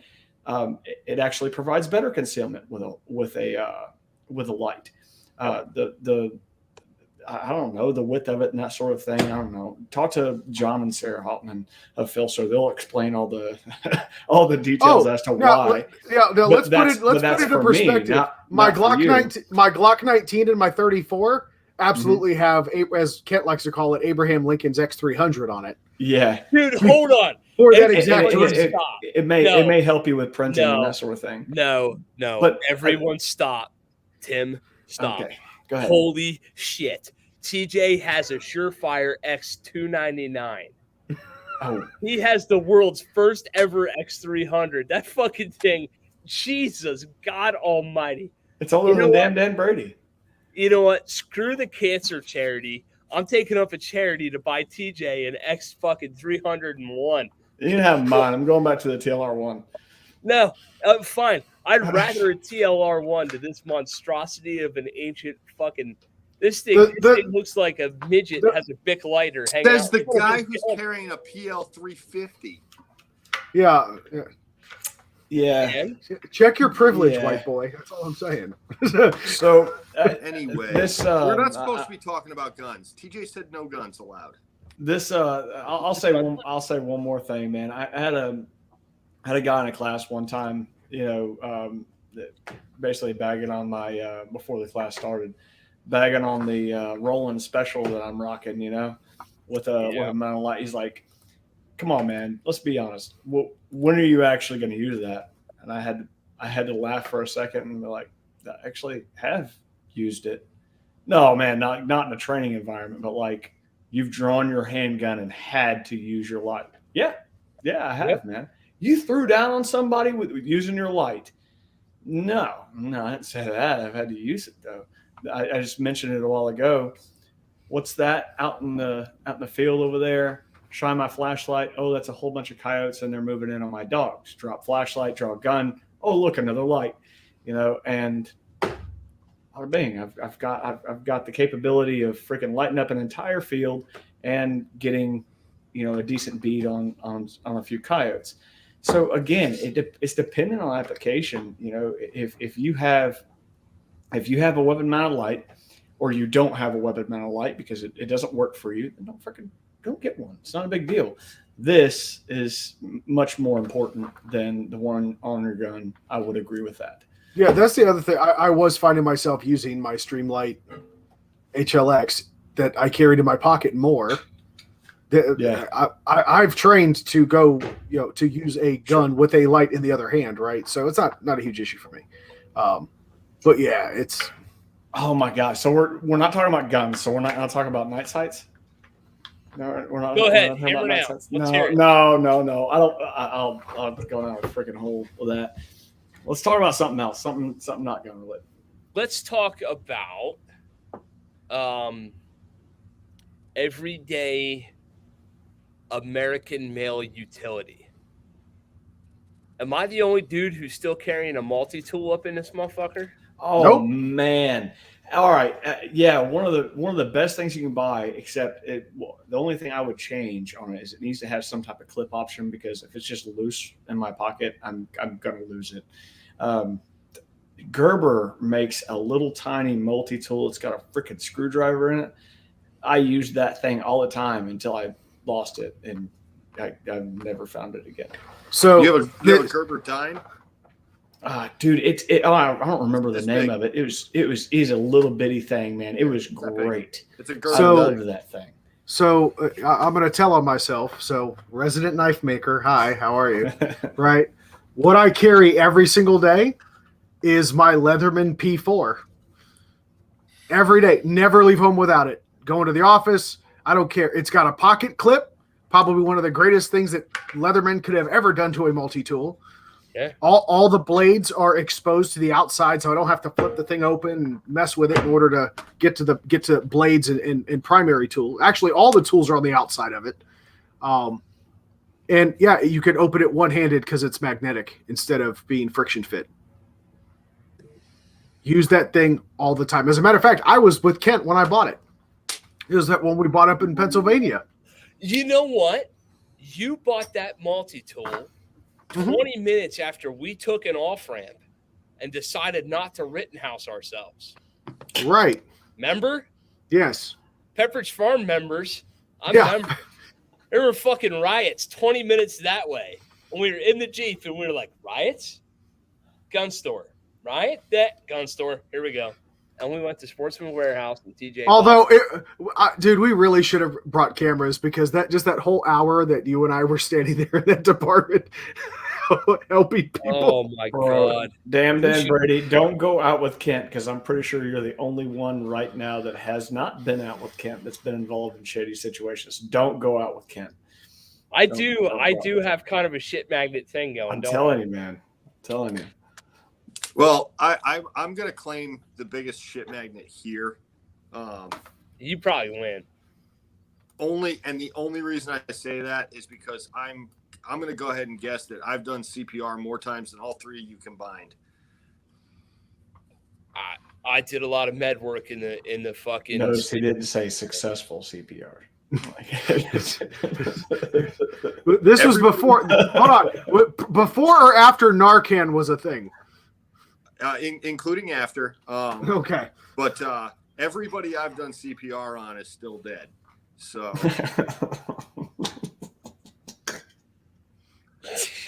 Fuck. I'm not sure if this is a brag or what, Brady. No, it's not a brag. I'm just telling you, like, shit magnet wise. Oh, okay. Yes. In that context, point duly noted. Yeah. You win. Nah, dude. All I'm gonna say is if you go to Ohio to take a gun class, do not let Tim Kelly pick the Airbnb, because that motherfucker will require. It was in a good location, just near a really bad one. I'm pretty sure I spent almost a week in an Airbnb in Ohio with Tim before he even met you. Yeah. Was it that bad? Yeah. It No, was. that area was actually Wait, Dan. a shady community, but Wait, it Dan. was okay. not anywhere That's near not true. like where we were at. Your fucking handgun combatives instructor time was not before Tim met me. Okay. Yeah. But I will tell you right now, if that means that he picked 2 Airbnbs in Ohio and they were both shitty, that ain't good. It was That's not a okay. good record. It was okay. We weren't at all watching each other's backs as we were unloading the car and stuff like that. So there's that. Well, at least you didn't have to go to suppressing fire. Right. I didn't. But I'll tell you what, I did the cheater draw stroke like a motherfucker. I might as well have got my Glock out and waved it in the parking lot of the fucking. Get away! Get away! That place was scary. Not just because of the ridiculous amounts of methamphetamines that were being used and sold in the parking lot either. God almighty. So let's see. What else are we carrying? We talked multi-tools. Anybody, am I the only dork who's carrying 2 knives? No. Yeah.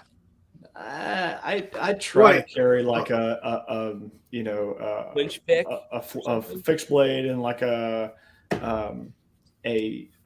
I don't always carry the fixed blade. All right. Are you including the Leatherman as one of those blades? Yes. Okay, then yeah.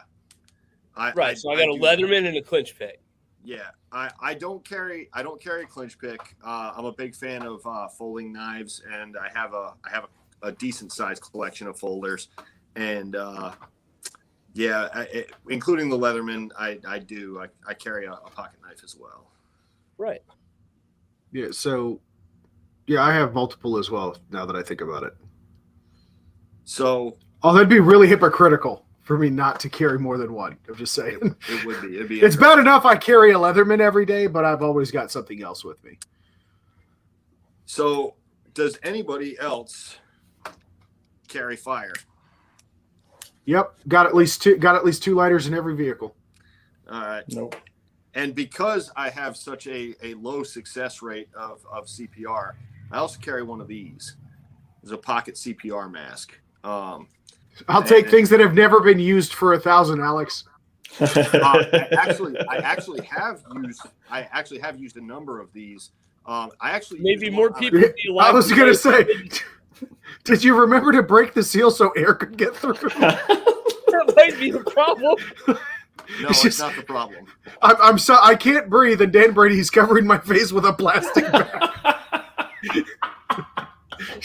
It's like, stop! Help me! I actually used one on a date with my now wife. So, not wait. I was gonna say your wife's dead. Like this just turned dark real quick. He keeps chloroform on one of the masks. All right. You people are terrible. Yeah, we. You've seen the show, haven't you? Yeah. All right, and who else carries a TQ? Yeah, fuck yeah, yes. Every vehicle. I carry a fucking ankle med kit because I'm such a dork.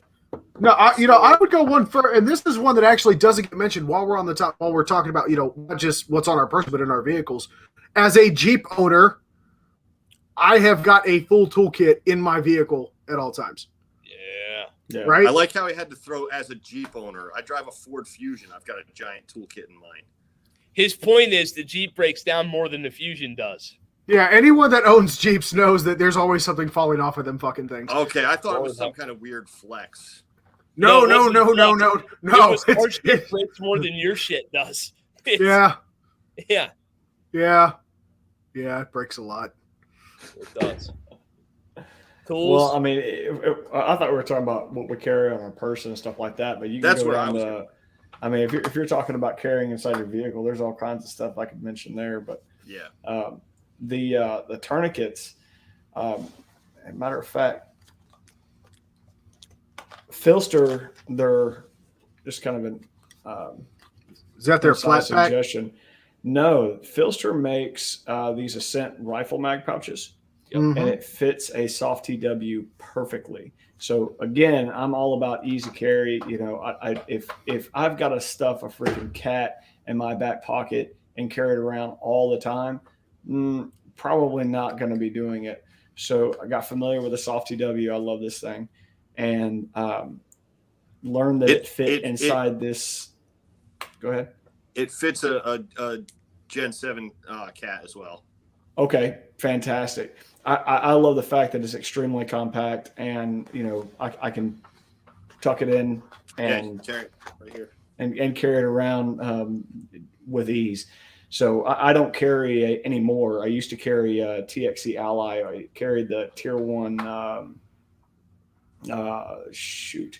What's their sidecar holster design? Whatever. I used to carry a sidecar style holster. Yeah, the Axis. I carried the Aegis, actually. I carried the Aegis for a long time, and then I switched to the TXC Ally. Both of them are sidecar style holsters, and then I decided to change, and I went to a gun holster only and mag pouch only, and it left this void in the center. As a matter of fact, for concealability, having the tourniquet in between the two items actually made for less of a print in a t-shirt. So I really like the way that's set up.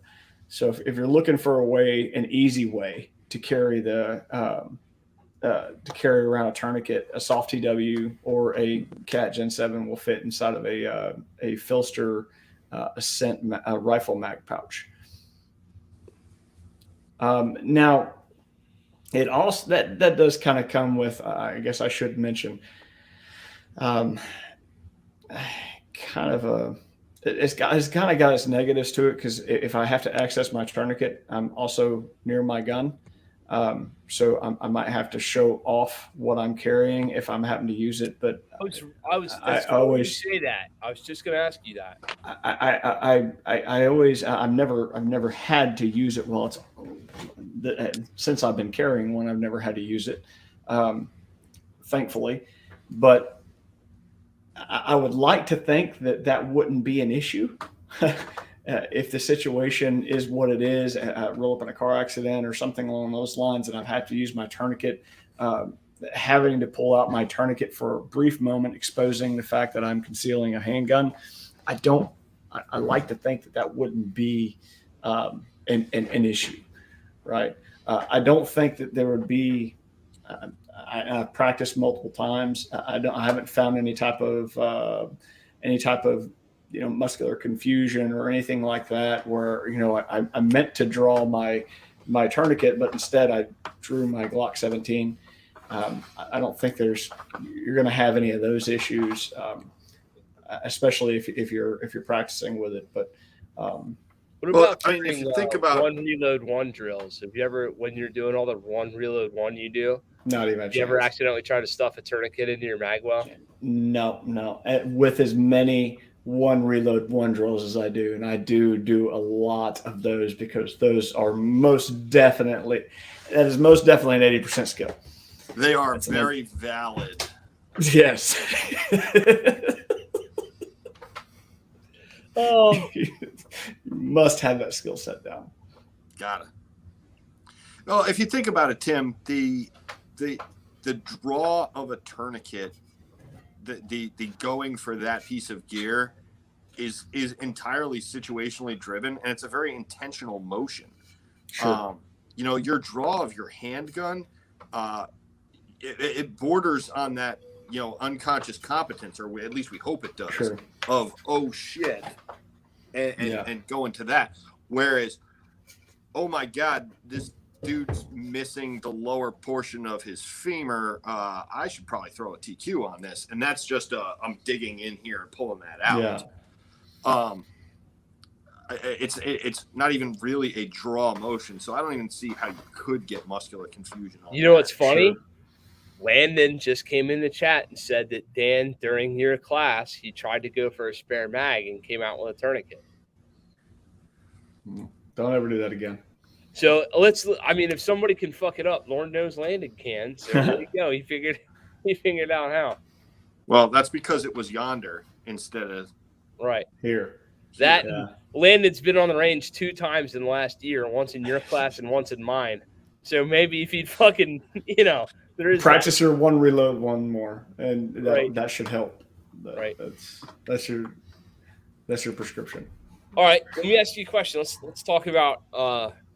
I'm gonna throw you guys all for a loop. I think. I doubt it. Oh, I think I might have one for you. Does anybody, number one, do you care to share or say yes or no? Does anybody carry anything of sentimental value with them every day? All right. Mr. Brady's got his, I assume that's a wedding ring. Yeah.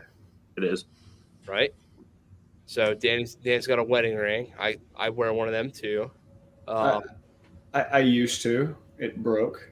Or not the wedding ring, but I used to carry something else of sentimental value, but it broke. Okay. I'm trying to think of anything else. No. I mean, TJ? stuff that's on my phone. I mean, nothing I could really think of. I mean, nothing material that can actually be removed from me. You know, I could go down the wedding ring route, but tattoos. So, You're so cool. I mean, it's just I watched. Well, no, I watched somebody. Just don't do CPR on me, okay, Dan? I'll take my chances. I'll take my chances with you in hand-to-hand combat, but just don't do CPR, please. If I get knocked out, let me die. Just the thought of my life ending with your lips pressed to mine, just curdles my blood. You should be man. so lucky to die like that, right? But no, legit. So I quit wearing a wedding ring while I was on deployment. I saw a young man jump off of a striker vehicle that had the RPG cage around it. He jumped off, grabbed a hold of that cage, and the fins on those cages that are designed to stop RPGs are very thin, right? But they're wide. It caught a hold of his ring finger or a hold of his wedding band, just a standard gold wedding band, and degloved his finger. I have not worn a wedding ring since that day. No. I came home. I was doing a thing where I was keeping my wedding band on my watch band, which was kind of a thing to do.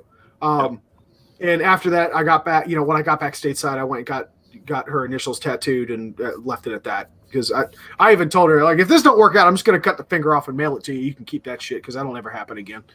So. That's fucking terrible. No shit. I had funny side story. I had a buddy of mine that I worked at the gun store with in Florida, and he suffered a sniper attack. He was shot by a sniper while he was looking through a set of night vision binoculars on a patrol one night. The round struck him in his helmet as he had his hands up holding up the binos, and it hit him in the hand, and it took off his ring finger. Well, the corrective surgery completely removed that finger and just had the 4 fingers. Had the funniest sense of humor. He used to go around like, "Hey man, you got to call line 4." It was amazing. It was hilarious. But the jokes that guy would pull, and no shit, until you looked at his hand and started counting, you didn't even notice it was missing. That's how good the surgery was. Yeah, we got a buddy who's down a couple of fingers too, and one of the funniest range stories I have ever been privy to involved him. Tim and I were teaching a handgun combatives class, and we were running through handgun combative standards, and one of them was a complex malfunction, fixing, and I'm not going to say who he is, but he shows up in the chats every now and again. But he's running through this, and he's removing the magazine, and he's missing 2.5 fingers from his hand. And while he's going through this with his hands covered in friggin' baby oil, he's screaming, "I don't have enough fucking fingers for this!" And he still made the standard, and that was hilarious to me. That's awesome. Yeah. I like that.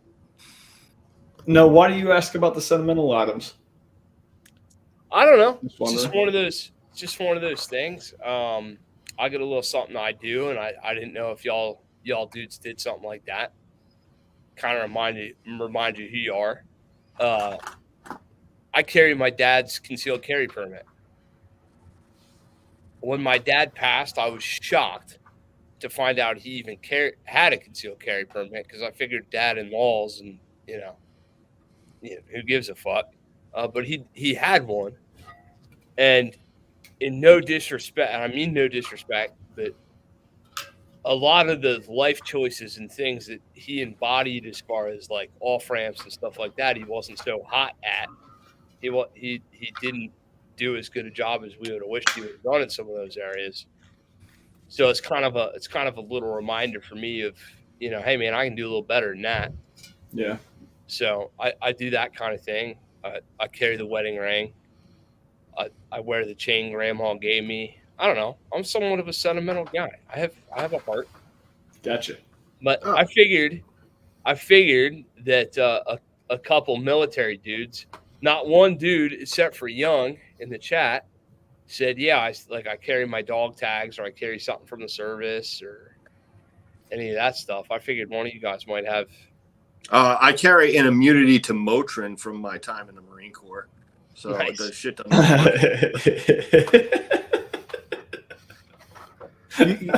You just have to consume the lethal dosage in order to feel any effect. I guess so. What I was really fishing for was last Christmas, Tim.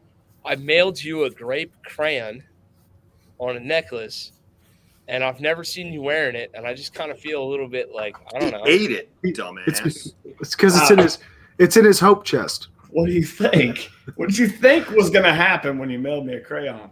I mean, It's a no, snack but on a Tim, necklace. you piped up for a Exactly. minute. You had something. You got something else? what's that? Do you have something else? You kind of did the old like, Nope. no? No. Is my mic still on? Yeah, you're good. Make sure. Yeah, loud and clear. No, that being said, I do have some sentimental things. It's just nothing that I carry with me yet. Nice. No, Hold no. on. Trey, here we go. Highlight Trey's thing, would you, TJ? Yeah, sure. My Apache blade is my sentimental carry item. Reminds me of all of you guys and the work I put in to earn it. There you go. He's talking about the rite of passage, his rite of passage blade that he earned. I forget which number he was. I think it was 5. I think he's the 5th guy to earn it. Yeah, he was the last guy to earn the rite of passage blade. Yeah, he does. He carries that around pretty much every time I see him. He has it on. Very cool. I make sentimental stuff, man. It's awesome. Yeah, you do. I gifted a knife that you gave. Like I like that kind of shit. Like some of that EDC kind of shit. To me, that's like, hey man, this has been in a bag or in my truck or on my body for a year or two, and you mean so much to me. I want you to have it. That's cool shit. Yeah, man. I can dig that. Dan, what are we missing? Dan? So before the show, you were teaching us about what gauge headphone wire you would need to kill a motherfucker. You wanna elaborate? No, hold on. No, I want to ask Dan a question. I'm sorry, I just did. But No. Hold on. I want Barbara Walters. I want to spin this. I want to spin this to something, a different perspective, if you will.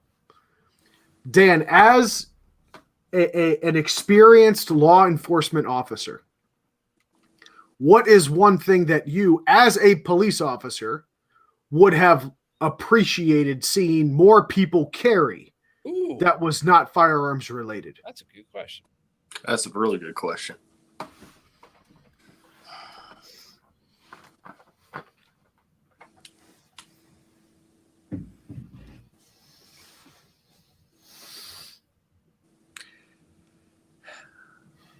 I'll be honest, man. It's not physical tools that people need. It's to change their mindset, to be aware of their environment. The number of people who can't have any sort of adequate description of a suspect or something that they saw that prompted them to call 911. I mean, it doesn't even matter what it is. I saw this car and it was driving crazy across people's lawns. And I wanted to call 911 and call you guys. All right, well, are you following it? Are you near it now? No, it was like 5 minutes ago. Okay, what street was that on? It was near. I don't remember what street. All right, well, what kind of car was it? It was a truck. What color truck? I mean, people are just not aware of their surroundings. People are not keyed into what's happening, and it's like they feel as if they dial 911. We're going to be able to like reach into their brain and like see what they recall without them having to explain it. And they almost do a negative amount of good in that way, by misidentifying subjects.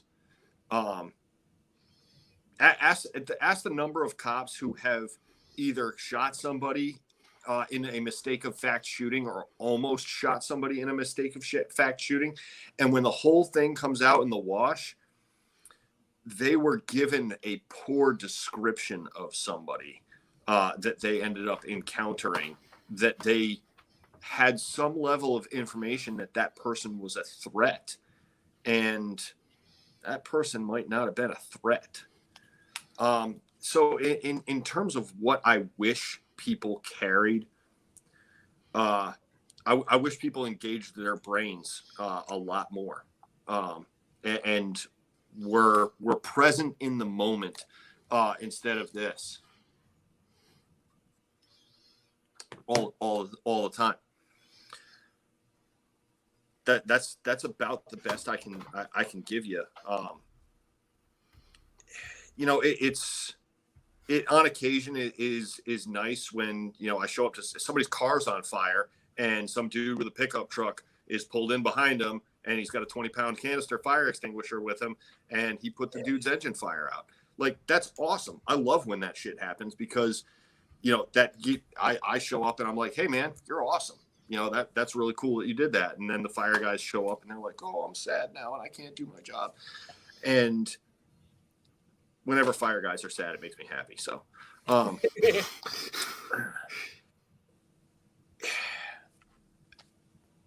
no, I think you covered it, man.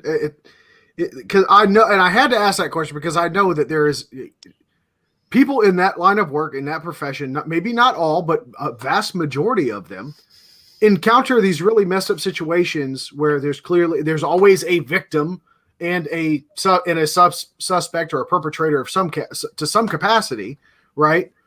Where you just, wow, I know you guys get in the back and like, wow, I wish this dumb motherfucker just would have done this and he or she wouldn't have been in this situation, right?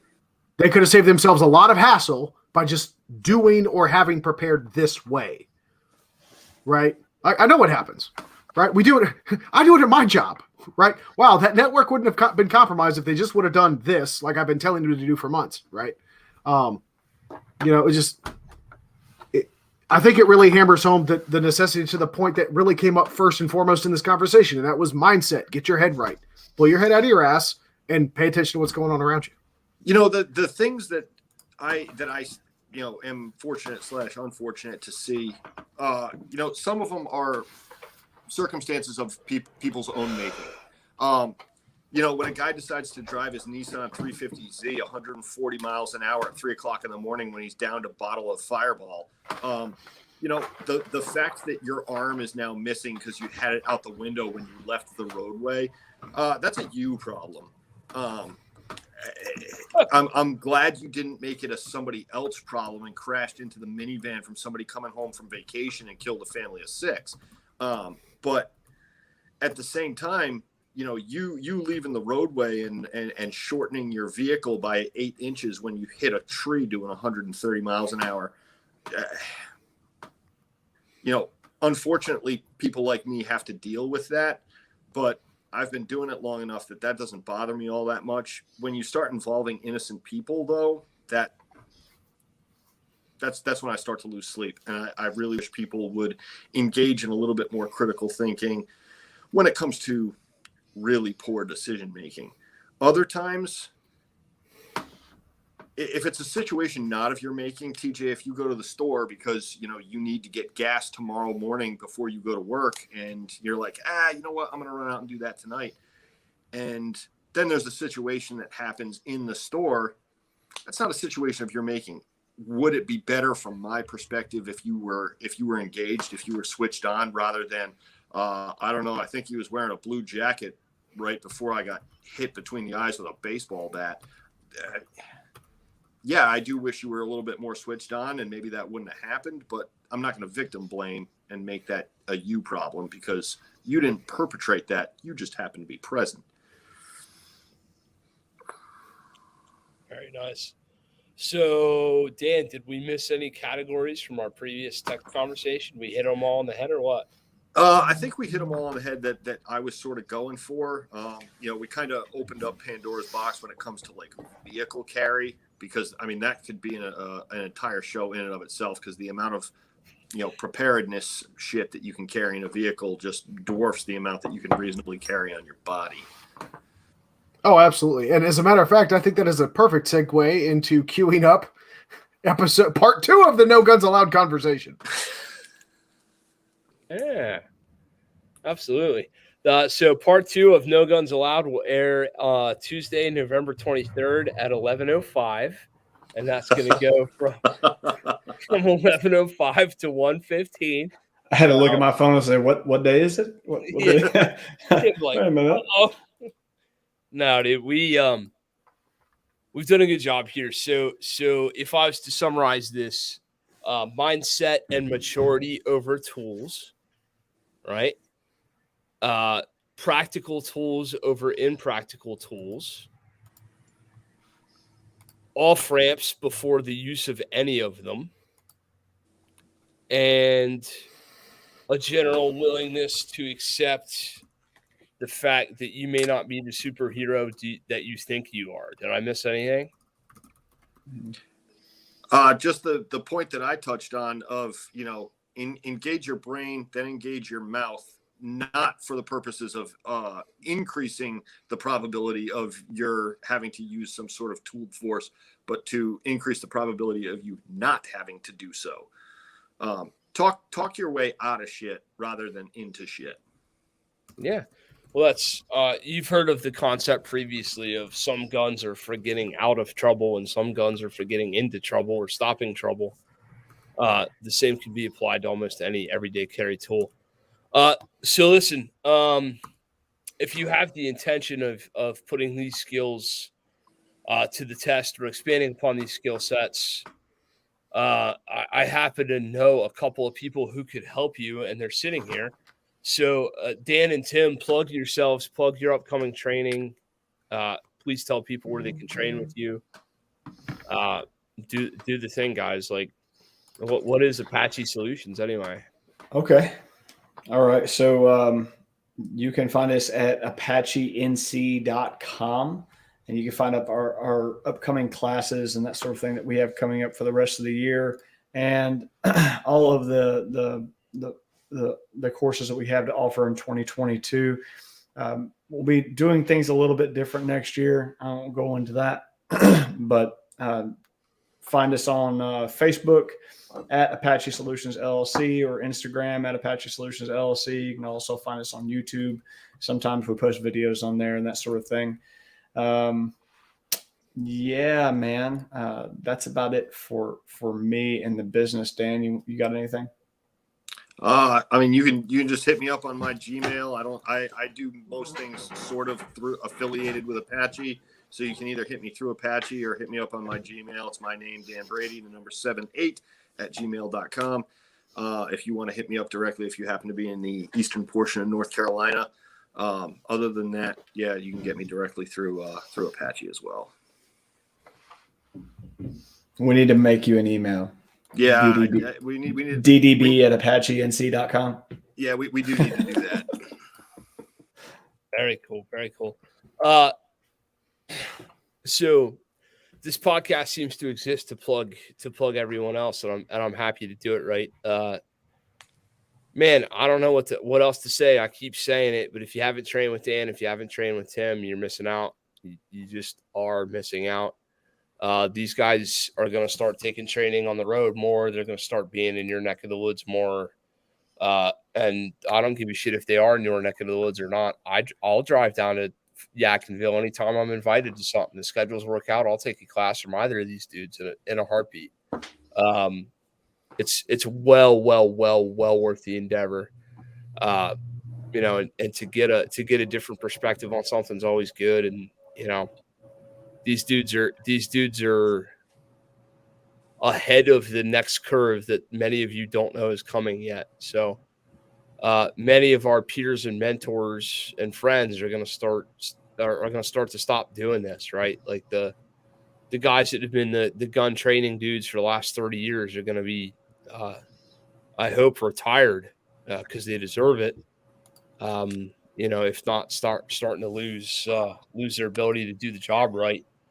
And younger guys like these two gentlemen are going to be left in their wake. So you should probably start getting ahead of that curve now and getting in on these classes. Tim puts on an AEDC course, advancing everyday carry course that should be on every fucking gun range in the country. So host these dudes. If you're seeing this and you're in Seattle, Washington, and you don't think Tim Kelly will go to Seattle, Washington and teach a gun class, you're sorely mistaken. So find a way. Let's make that happen. I'd love to see these guys, everywhere across the country doing the teaching thing. So hit them up, use them. It's well worth it. Yeah, of course, dude. Absolutely. What do you got, TJ? You got anything? Plug? I do, actually. So, folks, I have already posted the link to the shirt for tonight. It is the generic Pro Gun shirt, brought to you by the Sling'N podcast. So, guys, I'm actually going to call an audible here, and I'm going to pick the charity for this one. This will be the... What? Wait. Every time. What? American Cancer Society. That's the charity for the rest of the year now. No, there's still that one, but this one has got a personal affiliation to mine. My bad. Okay. So this one, for this particular shirt, the American Cancer Society, notwithstanding, of course, that one's for a thong. But this one in particular, the generic Pro Gun shirt, so this one will go towards the Alzheimer's Association. There is a young lady who has had a very large impact in not just my life, but the life of my family, my wife, my children. She is very near and dear to us, and she suffers from early onset Alzheimer's. She is one of actually the number one ranked women's jiu-jitsu black belt in her division in the world. And I am pleased and honored and humbled to call her one of my coaches. So she has no idea I'm doing this. I know that she has got her own thing going on where she is also trying to raise money for this same cause. So I would appreciate each and every one of you that might listen to the sound of my voice, either here live on the show or after the show via podcast, to please head on over, either buy a shirt or just go over to the Alzheimer's Association directly and feel free to contribute. It is to a good cause, and it affects a lot of people, a lot more people than you think it does. And doesn't have to run in your family, doesn't have to be something that, you're born with. It just ends up happening sometimes. And sometimes things like this happen to some really awesome people. So personally, it would mean a lot if you guys would go out and support this one in particular. Very cool. I don't know. I guess I should plug myself, huh? GreenMountainDefense.com/training. I like to consider myself pretty confident at this too. So if I can help you, if Justin can help you, if Percy can help you, please come out and get on the range. Let's see. We are hosting. See, I'm still selling other people's shit before mine. I can't stop myself. We are hosting Chuck Pressburg, Ashton Ray, and Tim Kelly within the next year. So we can put those names on the calendar for Shizzle. 2023. Oh, excuse me. And 2022, we've also got some Tim Herons mattered up in that motherfucker. So that's gonna be cool. So those are the 4 big hosting things. 2023, I just emailed Bev Jedlinski and gave her the double thumbs for 2023. We're doing 2 classes for Mr. Jedi. So that'd be cool shit. And Timmy Heron again. And as for myself, I'm teaching defensive pistol metrics here at home. Once in New England and once in North Carolina so far that I can put down on the list. So if you guys want to come out to that, come out to those things. I'm teaching handgun fundamentals and medical fundamental stuff here locally. And my God almighty, are we doing privates? If you want to get a private lesson, you better get on that shit, because I'm running out of like ranges. I'm not running out of hours of the day, but I am running out of ranges. I'm going to have to build me another one. Anybody wants to be an angel investor and give me a couple $1 million to build a range, I'd really appreciate you. That'd be awesome. Yeah, we're doing the thing, right? GMD continues to expand, continues to touch more people, more lives. We continue to have our stuff validated.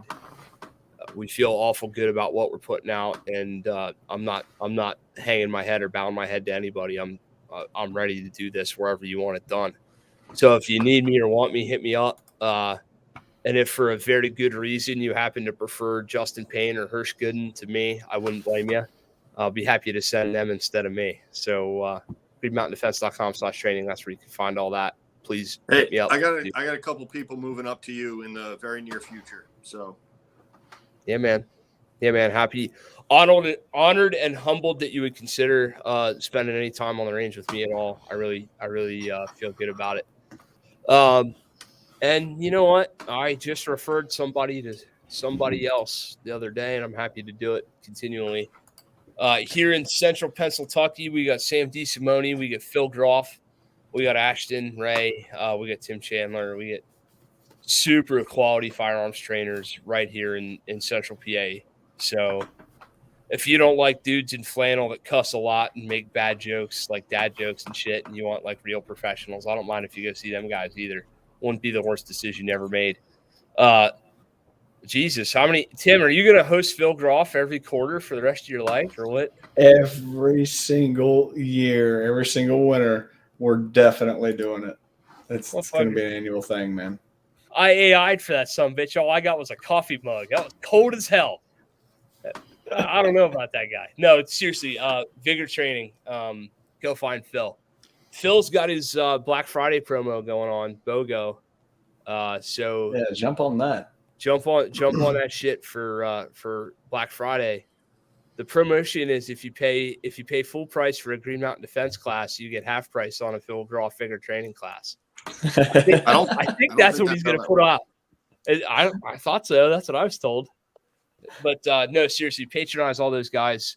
And if for some reason it ain't Apache, it ain't damn Dan Brady, it ain't Green Mountain Defense, my God almighty, anybody from Rangemaster, anybody from Gunset, any of the handgun combatives instructor cadre that these dudes have trained with, you know, if you're down there in Louisiana and you want to get your Brandon LaBeouf on, like that wouldn't be a bad life choice.